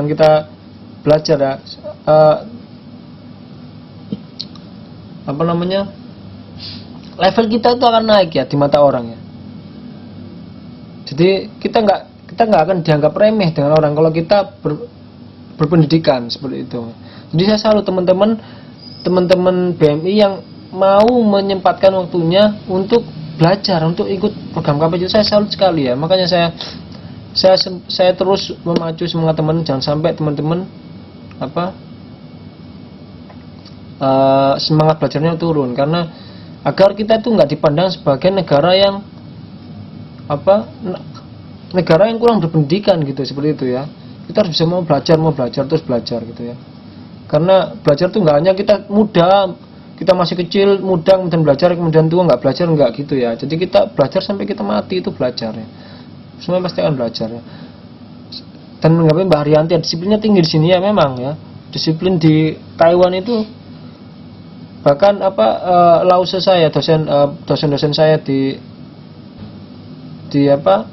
Taiwan itu disiplinnya tinggi sekali dia ya. Tugas harus dikumpulkan, deadline tepat waktu. Makanya kenapa saya memberikan deadline teman-teman. Kalau teman-teman mengumpulkan tugasnya kurang dari deadline, maka nilai akan saya kurangi, yaitu untuk teman-teman untuk belajar disiplin ya. Iya Pak, malu jika pendidikan rendah lah, itu makanya kita harus memacu tingkat pendidikan kita ya. Jangan sampai kita dianggap remeh oleh negara lain ya. Jangan sampai ada anggapan wah Indonesia ini orangnya pendidikannya rendah semua gitu. Jangan sampai ada anggapan seperti itu. Makanya kita terus belajar. Oke ya, saya lanjutkan ya. Itu tadi sekelas info, harapannya teman-teman jangan sampai turun semangat belajarnya ya. Kita harus tetap belajar, kita harus tunjukkan bahwa orang Indonesia itu pintar ya, seperti itu ya. Orang Indonesia nggak bisa dibohongi ya. Oke, kita lanjutkan ya. Nah, tadi sudah pendidikan ya. Jadi kualitas penduduk tadi tentang pendidikan ya. Sekarang kesehatan ya. Kesehatan ya. Faktor yang mempengaruhi rendahnya tingkat kesehatan ya. Faktor yang mempengaruhi rendahnya tingkat kesehatan di Indonesia, gizi makanan ya. Jadi kadang itu gizi makanan kita tidak. Oh ya Mbak Munia, baru datang ya. Gizi makanan ya. Jadi kadang itu kita tidak memperhatikan gizi makanan ya.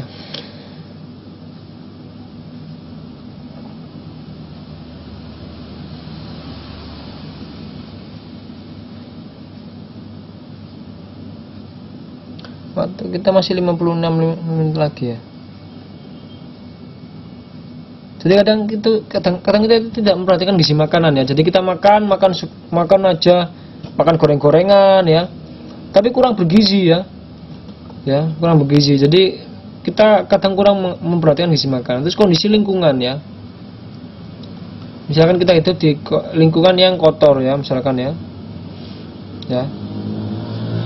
Misalkan di kota-kota besar ya, di bantaran kali gitu kan. Itu kan kotor ya. Kondisi lingkungan yang kurang baik. Mbak Tia Mozang, fasilitas kesehatan di Indo masih jauh di bawah standar negara lain. Oh iya, saya juga sependapat dengan Mbak Tia Mozang ya. Ya kita contohkan aja di Taiwan dan di Indonesia ya. Dimana Di Taiwan itu alat-alatnya udah canggih-canggih, tapi dengan kita punya NHI ya, NHI atau Askes di Taiwan itu semuanya jadi murah ya. Walaupun kita harus bayar berapa ya, 4.000 ya, 4.800 ya satu semester, 6 bulan.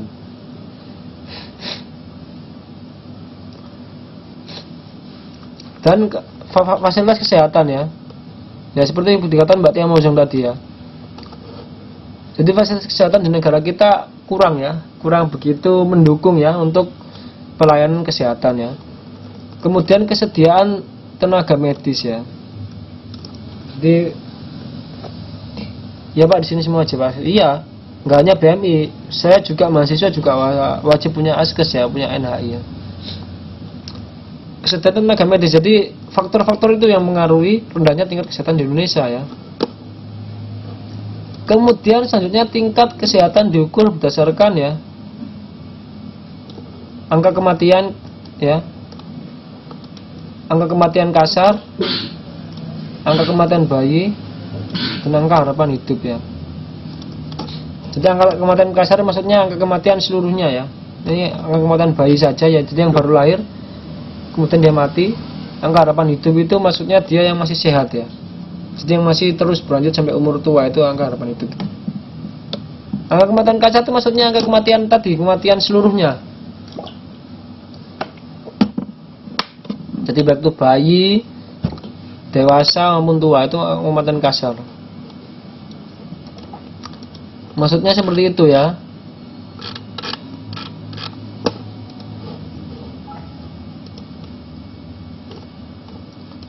Oke, sebelum selanjutkan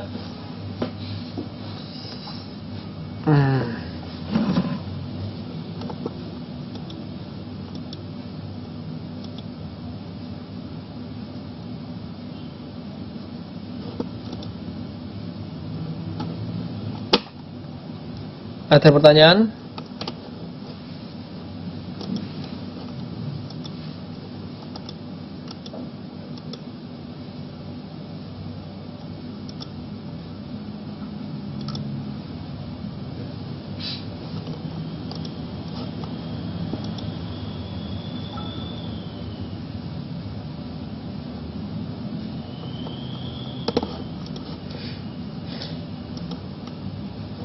Saya tinggal ke belakang dulu ya, sebentar ya.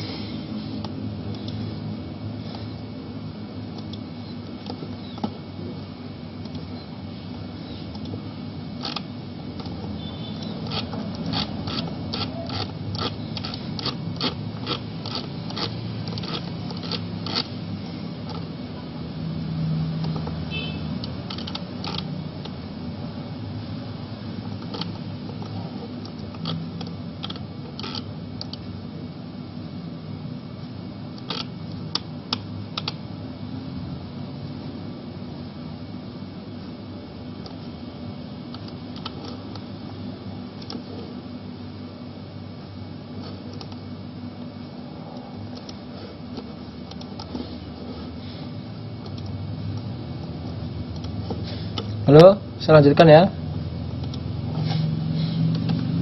Jadi tadi kita membahas tentang faktor yang mempengaruhi rendahnya tingkat kesehatan, dan tingkat kesehatan diukur berdasarkan 3 hal ini ya. Kemudian ya, upaya meningkatkan kualitas kesehatan penduduk ya. Jadi berikut upaya-upaya untuk meningkatkan kualitas kesehatan penduduk ya. Jadi satu, meningkatkan kualitas lingkungan hidup ya. Jadi kita harus meningkatkan kualitas lingkungan hidup kita ya. Jadi jangan sampai kita tinggal di daerah yang kotor ya.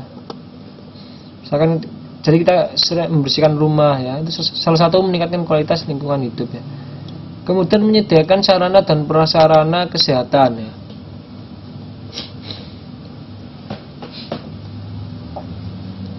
Jadi upaya meningkatkan kualitas penduduk ya.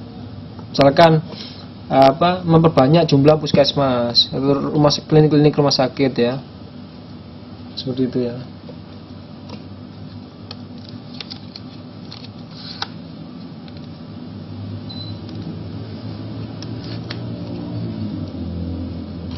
Meningkatkan kualitas gizi keluarga ya.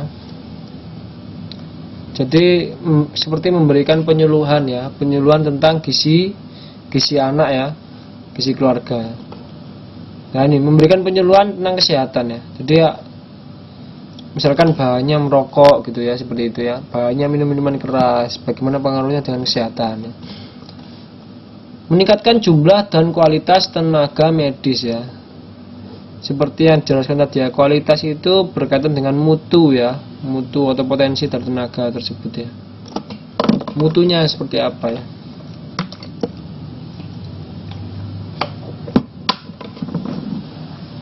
Dan menaikkan ya, kemudian menaikkan anggaran untuk kesehatan. Jadi anggaran kesehatan tambah ya. Kemudian memberikan jaminan masyarakat miskin untuk berobat ya. Jadi kita berikan jaminan masyarakat miskin agar berobat itu gratis ya. Dan sampai ada cerita bahwasanya masyarakat miskin itu meninggal gara-gara nggak punya biaya untuk berobat. Nah itu bahaya itu ya. Kemudian menyediakan imunisasi massal secara gratis dan menyediakan puskesmas dan posyandu. Ini salah satu upaya-upaya untuk meningkatkan kualitas kesehatan penduduk ya. Ini contoh ya, ini beberapa contoh untuk ini di Indonesia. Ini kasusnya di Indonesia otomatis ya. Kemudian saya lanjutkan.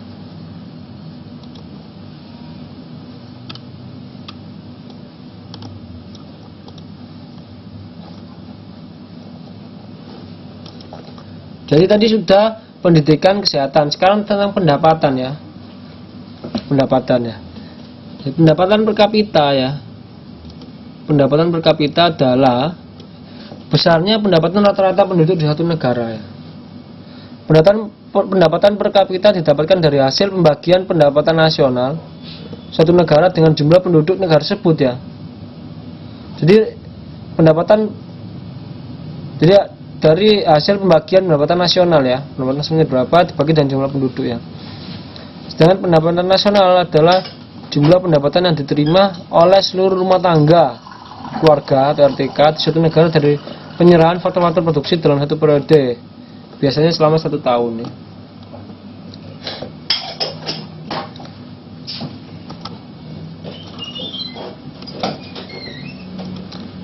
Nah, seperti kita lihat di dalam contoh tabel 3, ini tingkat perekonomian dan pendapatan per kapita di ASEAN ya.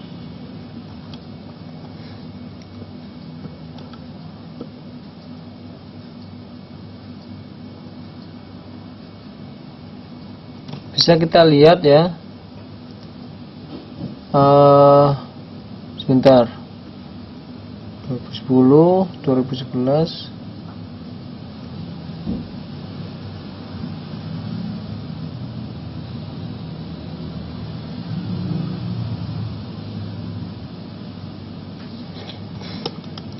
Sambil kita buka di buku, teman-teman sambil buka bukunya ya.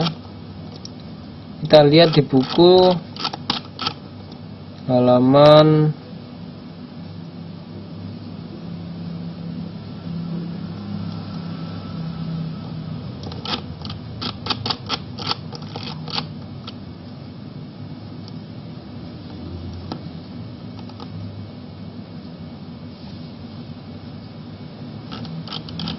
iya, ada hubungannya dengan ekonomi ya Mbak Renti ya.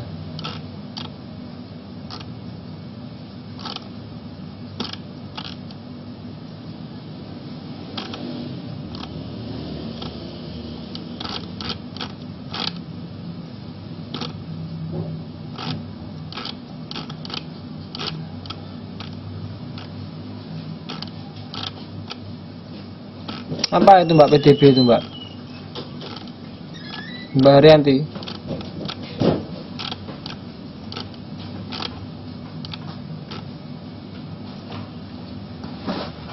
Jawaban tugas ekonomi kemarin, iya ada. Sebentar, saya sedang buka cari di buku.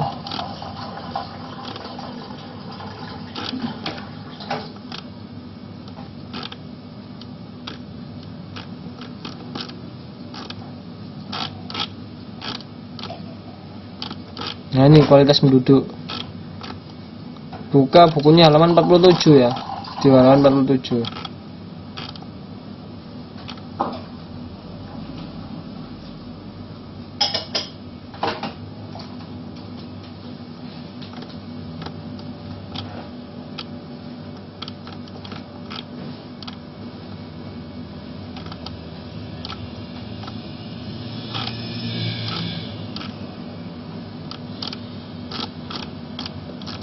Apa itu PDB?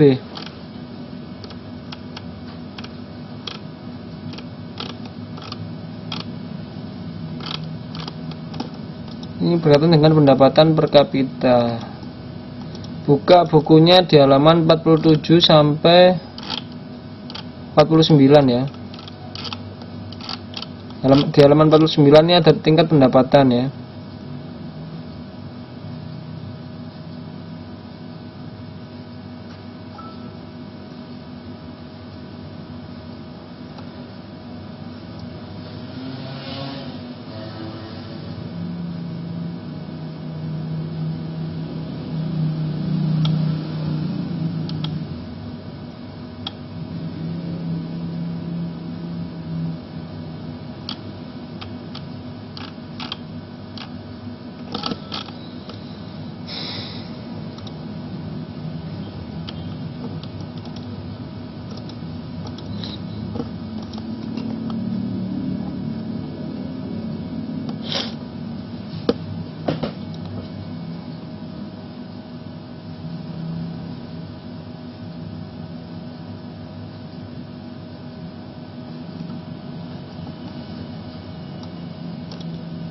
Sebentar, saya carikan referensinya dulu.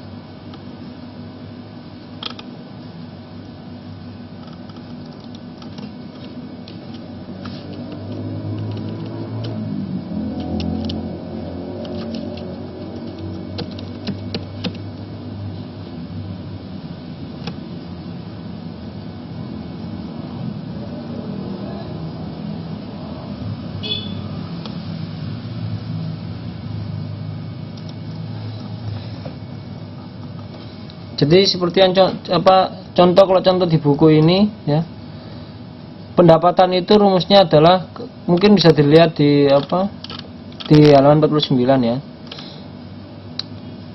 Per kapita income, artinya pendapatan per kapita ya, itu sama dengan GNP dibagi P. Ya, di mana GNP adalah Gross National Product, yaitu pendapatan atau kekayaan negara dalam satu tahun dibagi jumlah penduduknya ya. Jadi seperti kita lihat di contoh tabel tingkat perekonomian dan pendapatan per kapita ini ya. Jadi PDB itu atau bisa disebut produk domestik bruto ya. Produk domestik bruto itu kita lihat tahun 2010 di Indonesia itu ya, produk domestik bruto ya, seperti kata Mbak Arianti ya, 2010 ya 378 ya, jadi meningkat ya dari tahun 2010 sampai tahun 2012. Dan pendapatan per kapitanya ya 2.918 US dollar ya, dan tahun 2012 naik ya. Jadi naik dari 2010, 2011, 2012 semua. Jadi mengalami kenaikan ya.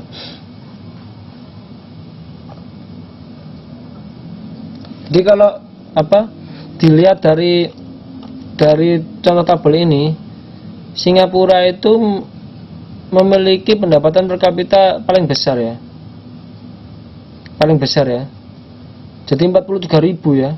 43.865, tahun 2012 49.000, hampir 50.000 ya US dollar ya per kapitanya. Jadi lebih besar ya. Dengan produk domestik brutonya sedikit ya, 297. Jadi produk domestiknya lebih sedikit ya. Yang paling rendah adalah Myanmar ya. Dari contoh tabel ini, dia pendapatan per kapitanya hanya 742 US dollar sampai 849 US dollar ya.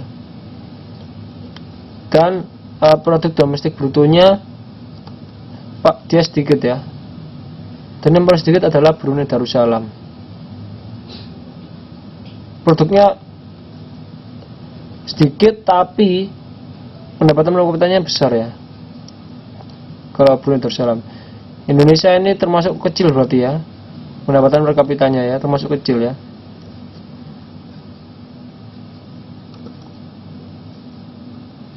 Oke, ada pertanyaan? Ada pertanyaan sebelum saya lanjutkan?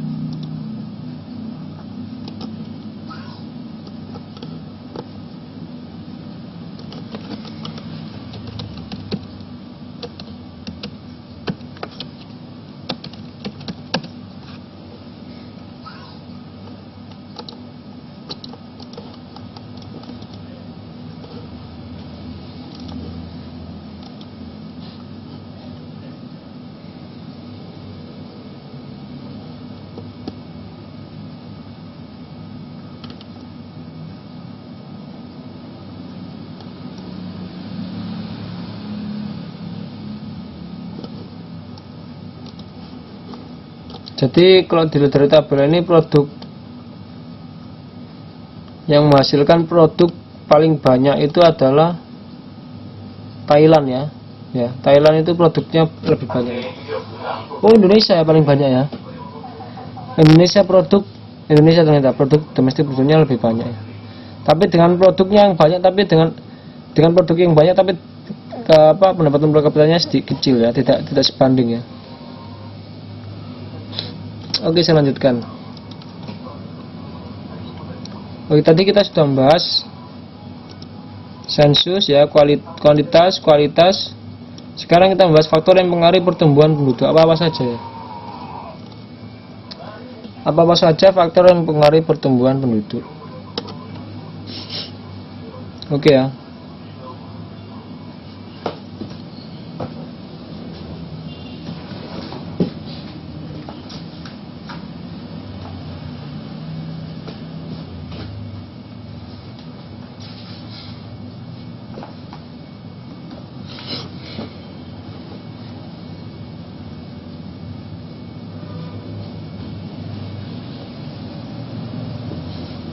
Oke ya, ini tingkat bentar saya lihat dulu.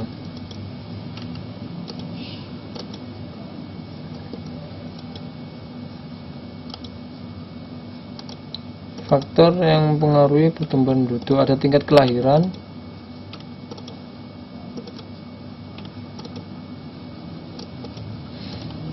jadi kita akan membahas faktor yang mempengaruhi pertumbuhan penduduk ya. Jadi ada kelahiran, kematian, dan migrasi ya. Jadi faktor yang mempengaruhi faktor pertumbuhan penduduk, tingkat kelahiran ya, atau natalitas ya. Jadi rumusnya ya, CBR sama dengan B dikurangi P dikali 1000 ya. Apa tuh CBR, apa tuh B, atau apa itu P? Ada yang tahu?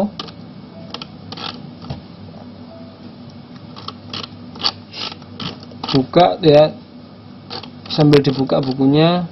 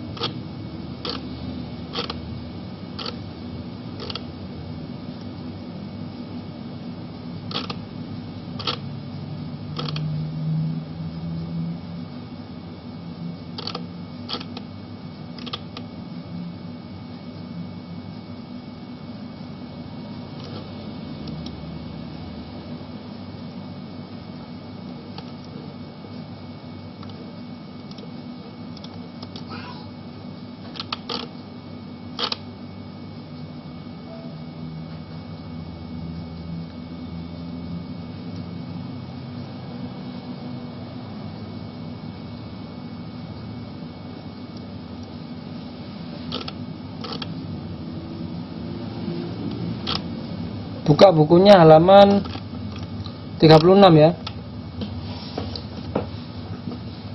Jadi CBR itu adalah crude birth rate ya.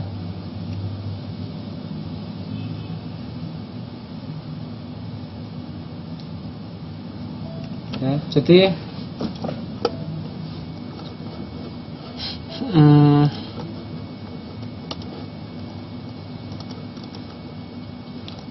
ya, CBR keterangan dari rumus ini, buka halaman di halaman 36.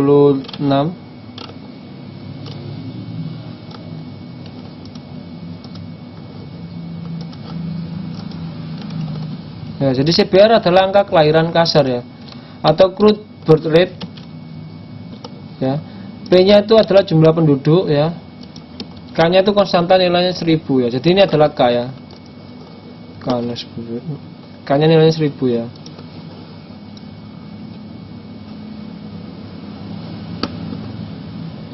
Jadi angka kelahiran di negara berkembang dikatakan rendah ya. Jadi di sini ya dikatakan rendah bila CBR-nya kurang dari 30 per 100 penduduk ya.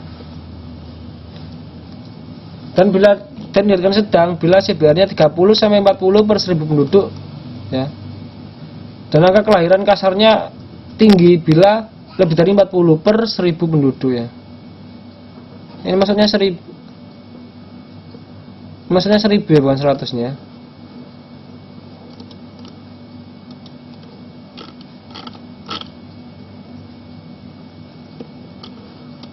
Kemudian angka kelahiran di negara maju ya. Kalau di negara maju itu malah lebih kecil ya dia.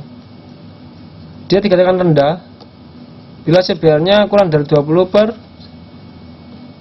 100 penduduk, sedang ya, dikatakan sedang itu jumlah kelahiran, angka kelahiran kasarnya 20-30 per 1000 penduduk ya.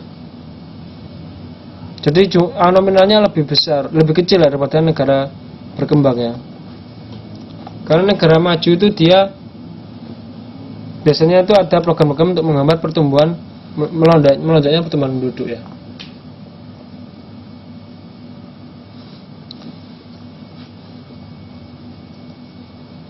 Jadi di sini ada faktor meningkatkan tingkat kelahiran ya.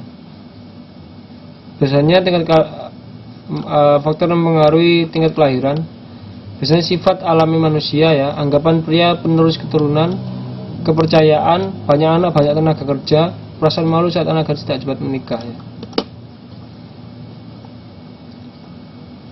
Jadi masuk dari nomor 5 itu adalah apa? Nikah cepat ya. Jadi belum berumur, belum waktunya menikah tapi sudah dipercepat untuk menikah ya. Jadi ini yang meningkatkan tingkat kelahiran. Sedangkan untuk faktor yang menghambat tingkat kelahiran, pertama ada anjuran program KB ya. Alasan ekonomi, biasanya kalau ekonominya masih rendah, biasanya untuk menunda pernikahan ya. Pembatasan tunjangan PNS ya. Kan kalau PNS itu anak 2 ya yang dibiayai. Biasanya anak ketiga itu dibiayai setengah ya. Kemudian penundaan usia menikah karena kerja, sekolah dan lain-lain ya. Jadi biasanya di negara maju itu kan programnya seperti ini ya. Jadi karena masyarakatnya banyak yang sibuk sehingga usia menikahnya biasanya menunggu usia di atas 25 ya. Tapi kalau negara-negara yang belum maju, berkembang ya, biasanya dia usia menikahnya lebih cepat ya, umur di bawah 20 sudah menikah ya. Padahal seharusnya belum waktunya ya.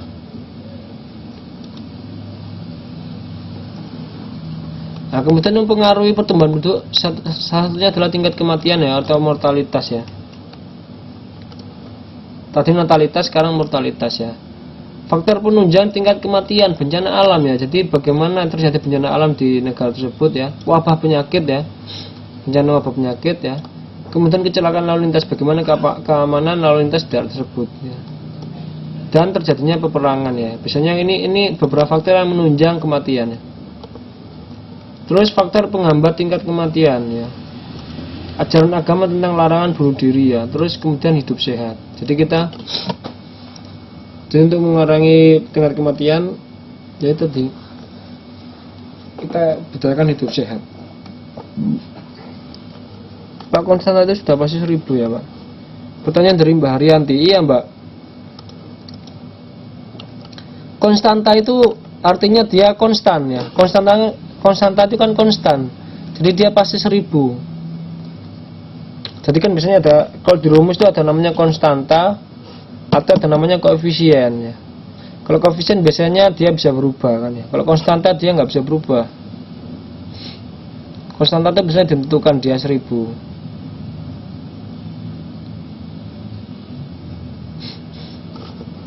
Pertanyaan lagi? Saya lanjutkan. Nah, ini kemudian faktor yang mempengaruhi, jadi faktor yang mempengaruhi pertumbuhan penduduk tadi setelah natalitas, mortalitas, sekarang migrasi penduduk ya.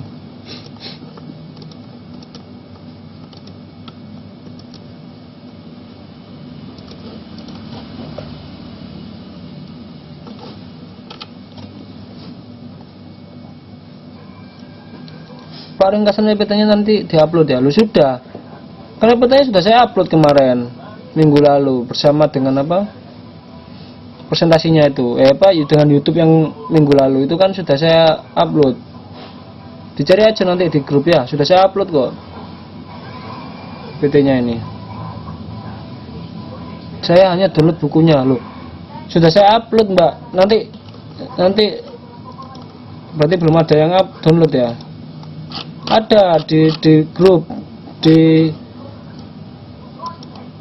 grup KPC yang angkatan 2 itu. Dicari aja nanti. Saya carikan juga ya. Jadi migrasi penduduk ya, faktor yang mempengaruhi migrasi penduduk ya.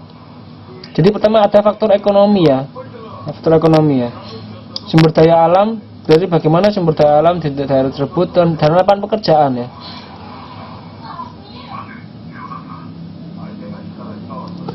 Pak Pak, materi PPT-nya yang di-share banyak banget sampai bingung mau catatnya. Oh, ini padahal sudah meringkas dari buku ya.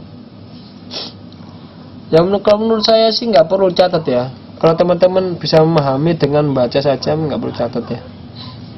Kan sudah ada ya. Sudah saya uploadkan ya. Sudah saya uploadkan di buku di Facebook ya.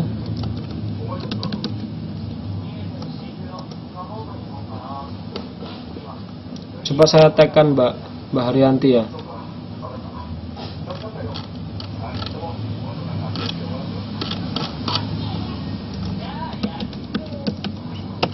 Sudah saya upload kemarin di Facebook, di Facebooknya KPC ini.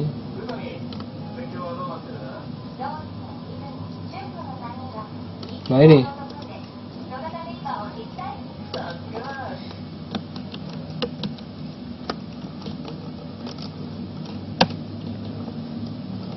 udah saya tag Mbak. Tapi yang belajar lewat HP agak kesusahan. Oh, cuma PDF beberapa tidak semua tapi panjang banget. Oh ya, ini sudah saya upload juga. Oh gitu Mbak ya Mbak. Ya silakan kalau mau mencatat silakan bagaimana nyamannya saja Mbak. Ya belajar seperti apa itu. Kalau mau belajar dengan mencatat ya silakan. Pak, sedangkan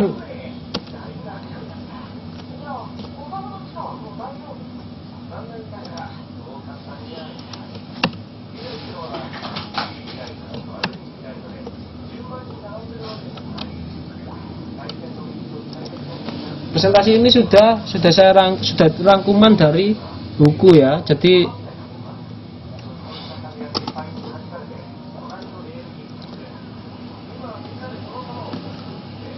ini sudah merupakan ringkasan ya. Terserah Mbak, kalau mencatat ya silakan ya. Oh ya, di print biar mudah. Saya lanjutkan ada jadi faktor yang mempengaruhi migrasi penduduk ya. Jadi ekonomi ya. Faktor ekonomi ya, bagaimana sumber daya alam daerah tersebut dan bagaimana lapangan pekerjaan ya. Kalau di situ, kalau tidak, misalkan di desa yang lapangan pekerjaannya sedikit, nah itu pastinya akan mengaruhi perpindahan penduduk dari desa ke kota ya. Jadi banyak yang menuju ke kota karena mencari lapangan pekerjaan ya. Biasa saya catat poin-poinnya di buku Pak untuk mudah menghafal. Kalau belajar lewat PDF gak konsen. Oh iya, itu terserah Mbak. Semuanya ada caranya masing-masing ya. Asalkan teman-teman belajarnya jangan sampai turun semangat belajarnya ya. Kemudian faktor yang mempengaruhi migrasi penduduk selanjutnya politik ya. Konflik SARA ya. Biasanya ada konflik suku, ras dan agama biasanya. Biasanya di daerah itu ada konflik ya. Nah, dari konflik itu kan mengaruhi penduduk untuk berpindah ya. Kemudian sosial budaya ya, yang mengaruhi penduduk sosial budaya itu pernikahan, pekerjaan dan pendidikan ya. Contohnya ya, kita menikah dengan orang Lampung, maka kita pindah ke Lampung misalkan gitu. Atau kita mendapat pekerjaan di kota, kita dipindahkan kerja misalkan di Kalimantan ya, kita pindah ke Kalimantan ya, seperti itu ya. Kemudian faktor alam ya, bencana, kebakaran ya, misalkan di Gunung Raung ya, Gunung Raung terjadi bencana ya, maka penduduk Raung akan pindah ke suatu daerah, seperti itu ya faktornya ya. Dan daya tarik kota ya, daya tarik kota, sarana prasarana pusat pemerintahan, misalkan di Jakarta ya, banyak artis, banyak pemerintahan, maka kita tertarik untuk pindah ke situ untuk mencari lapangan pekerjaan, seperti itu ya. Jadi daya tarik kota itu lebih kuat daripada di desa. Makanya kenapa banyak sekali orang-orang pindah dari desa ke kota ya.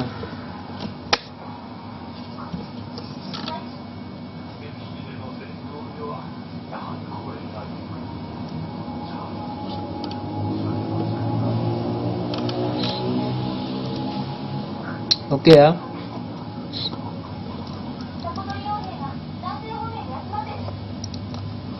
Kemudian berdasarkan wilayah yang dilaluinya, migrasi dibedakan menjadi dua ya. Ada migrasi ekstern ya. ada migrasi intern ya. Jadi berdasarkan wilayah yang dilaluinya ya.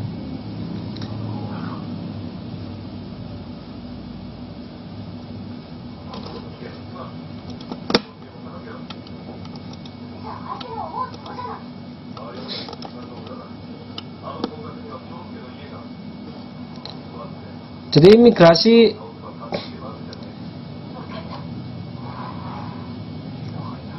ekstern itu contohnya emigrasi ya, emigrasi dan remigrasi ya. Itu adalah migrasi ekstern.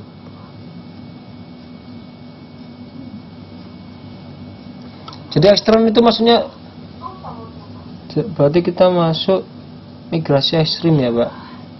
Mana ada migrasi ekstrim? Ekstern, Pak, bukan ekstrim ya. Ekstern. Jadi eksternal. Jadi berhubungan dengan luar negeri ya. Jadi berpindah dari dalam negeri ke luar negeri, itu ekstern maksudnya ya. Oh ya.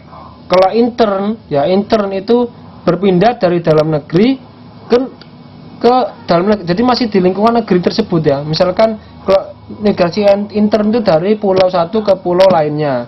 Kalau migrasi ekstern itu dari negara satu ke negara lainnya. Seperti itu ya.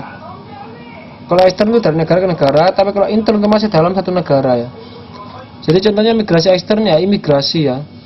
Imigrasi ya itu masuk dari luar negeri ke dalam negeri ya. Jadi perpindahan dari luar negeri ke dalam negeri. Jadi perhitungan angka imigrasi sama dengan banyaknya imigran dibagi banyaknya penduduk daerah tujuan dikali 1000 ya. Jadi berapa orang asing yang masuk, misalkan ada orang Taiwan yang masuk ke Indonesia ya, imigrannya berapa jumlahnya, misalkan 20.000 dibagi banyaknya penduduk daerah tujuan, banyak penduduk daerah tersebut berapa, dikali 1000 ya, konstantannya 1000 ya. Kalau emigrasi itu dari dalam negeri ke luar negeri, jadi perpindahan dari dalam negeri ke luar negeri. Contohnya mbak-mbak ya, mbak-mbak yang bekerja ke Taiwan ya. Nah, mbak-mbak ini termasuk emigran ya, termasuk emigran. Jadi yang bekerja dari Indonesia ke Taiwan. Ya, contohnya mbak BMI ya, banyak emigran ya. Jadi angka emigrasi sama dengan banyaknya emigran dibagi banyaknya penduduk daerah tujuan ya, dikali 1000 ya. Kalau remigrasi itu kembali ke negara asal. Misalkan Bapak sudah selesai bekerja di Taiwan terus kembali lagi ke Indonesia, itu remigrasi. Re itu artinya kembali ya. Kemudian ada migrasi intern ya. Migrasi intern. Ya. Ini adalah masih dalam lingkup satu negara ya. Ada transmigrasi ya, urbanisasi, reurbanisasi, migrasi musim. Ada yang bisa menjelaskan nggak apa itu transmigrasi? Ya, apa transmigrasi itu?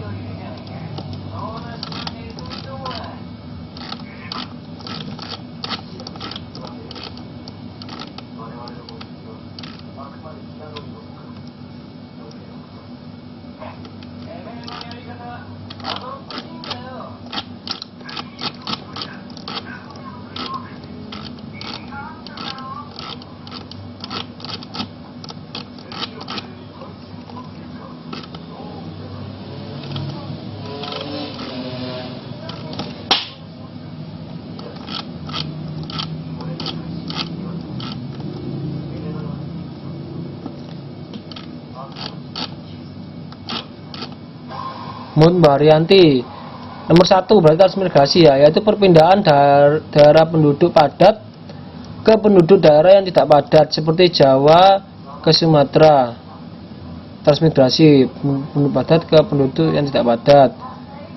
Menurut Mbak Tamozang, perpindahan penduduk dari suatu kota ke kota lain, contoh dari Jawa ke Lampung. Jadi yang lebih tepat jawabannya adalah Mbak Haryanti ya. Jadi benar Mbak Temozeng ya, penduduk dari satu kota ke kota lainnya. Tapi yang paling tepat adalah perpindahan dari perpindahan penduduk dari suatu daerah yang padat ya. ya. Perpindahan penduduk dari daerah yang padat penduduknya ke daerah yang jarang penduduknya dengan alasan yang dianggap perlu oleh negara, ya. Jadi saya tulis di sini ya. Nah ini ya. Jadi transmigrasi itu adalah perpindahan penduduk dari suatu daerah yang padat penduduknya, ya. Ini adalah transmigrasi, ya. Yang dianggap perlu oleh negara dalam wilayah negara Republik Indonesia, ya. Kalau urbanisasi menurut Mbak Arianti adalah perpindahan dari desa ke kota, ya. Jadi kebalikannya dari transmigrasi, ya. Kalau transmigrasi itu dari kota ke desa, ya, dari penduduk yang padat ke penduduk yang jarang, ya. Sedangkan urbanisasi adalah kebalikannya, dari desa ke kota, ya, dari penduduk yang jarang ke penduduk yang lebih padat, ya. Harus urbanisasi, ya. Benar kata Mbak Arianti, ya. Kalau ada reurbanisasi,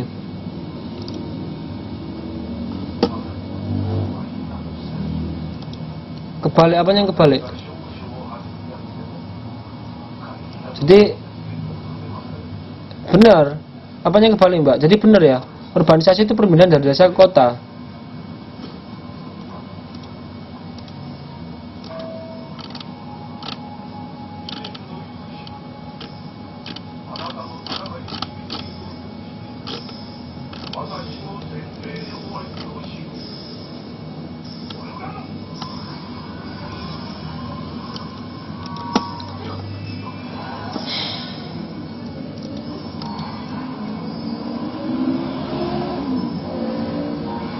Reurbanisasi, oh ya, sebentar.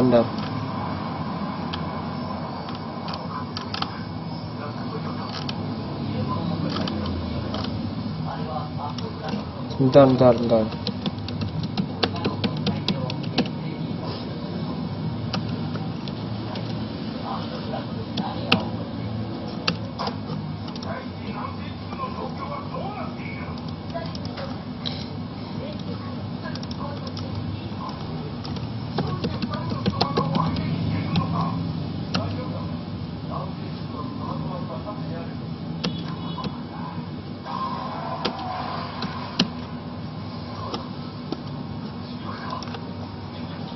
Kalau reurbanisasi itu orang yang perpindahan urbanisasi, ya. Jadi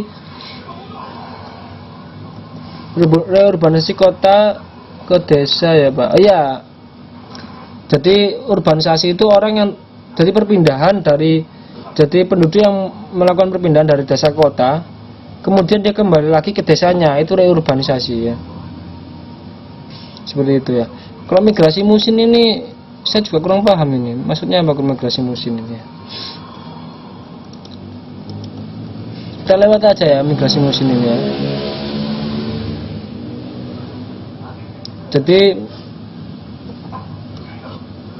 intinya tadi, ya, migrasi ekstern dan migrasi intern, ya. Jadi ekstern itu per musim pindahnya, ya. Itu benar kata Mbak Arianti, ini mungkin ini adalah migrasi musim, ya. Jadi musim maksudnya mungkin itu, ya. Cuma kita lewati aja lah, karena di buku juga tidak ada, ya, tidak dijelaskan, ya, tentang migrasi musim, ya. Oke, sepertinya kurang sedikit lagi, ya.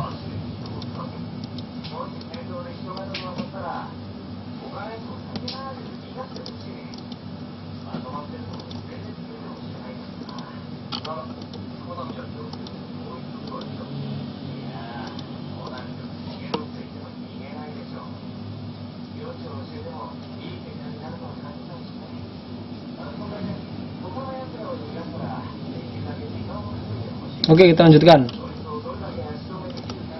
Kurang sedikit lagi, ya. Dampak ledakan penduduk, ya. Jadi dampak ledakan penduduk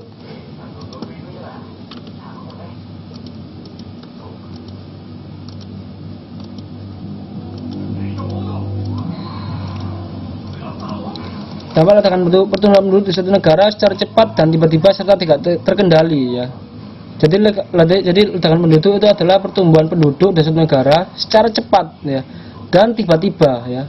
Jadi tiba-tiba serta tidak terkendali, itu artinya ledakan penduduk ya. Faktor terjadinya ledakan penduduk antara lain adalah jumlah penduduk yang besar ya, pertumbuhan penduduk yang cepat ya, penyebaran yang tidak merata ya, banyaknya yang menikah di usia dini. Nah ini banyaknya menikah di usia dini, jadi menyebabkan kelahirannya banyak ya. Program KB tidak terlaksana dengan baik ya.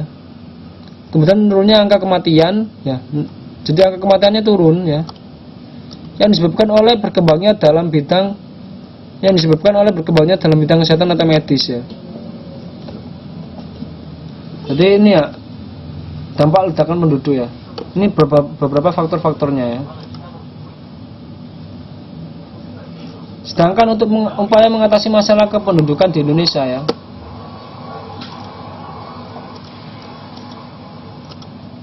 ya, untuk mengatasi masalah kependudukan di Indonesia, pemerintah meningkatkan program KB ya,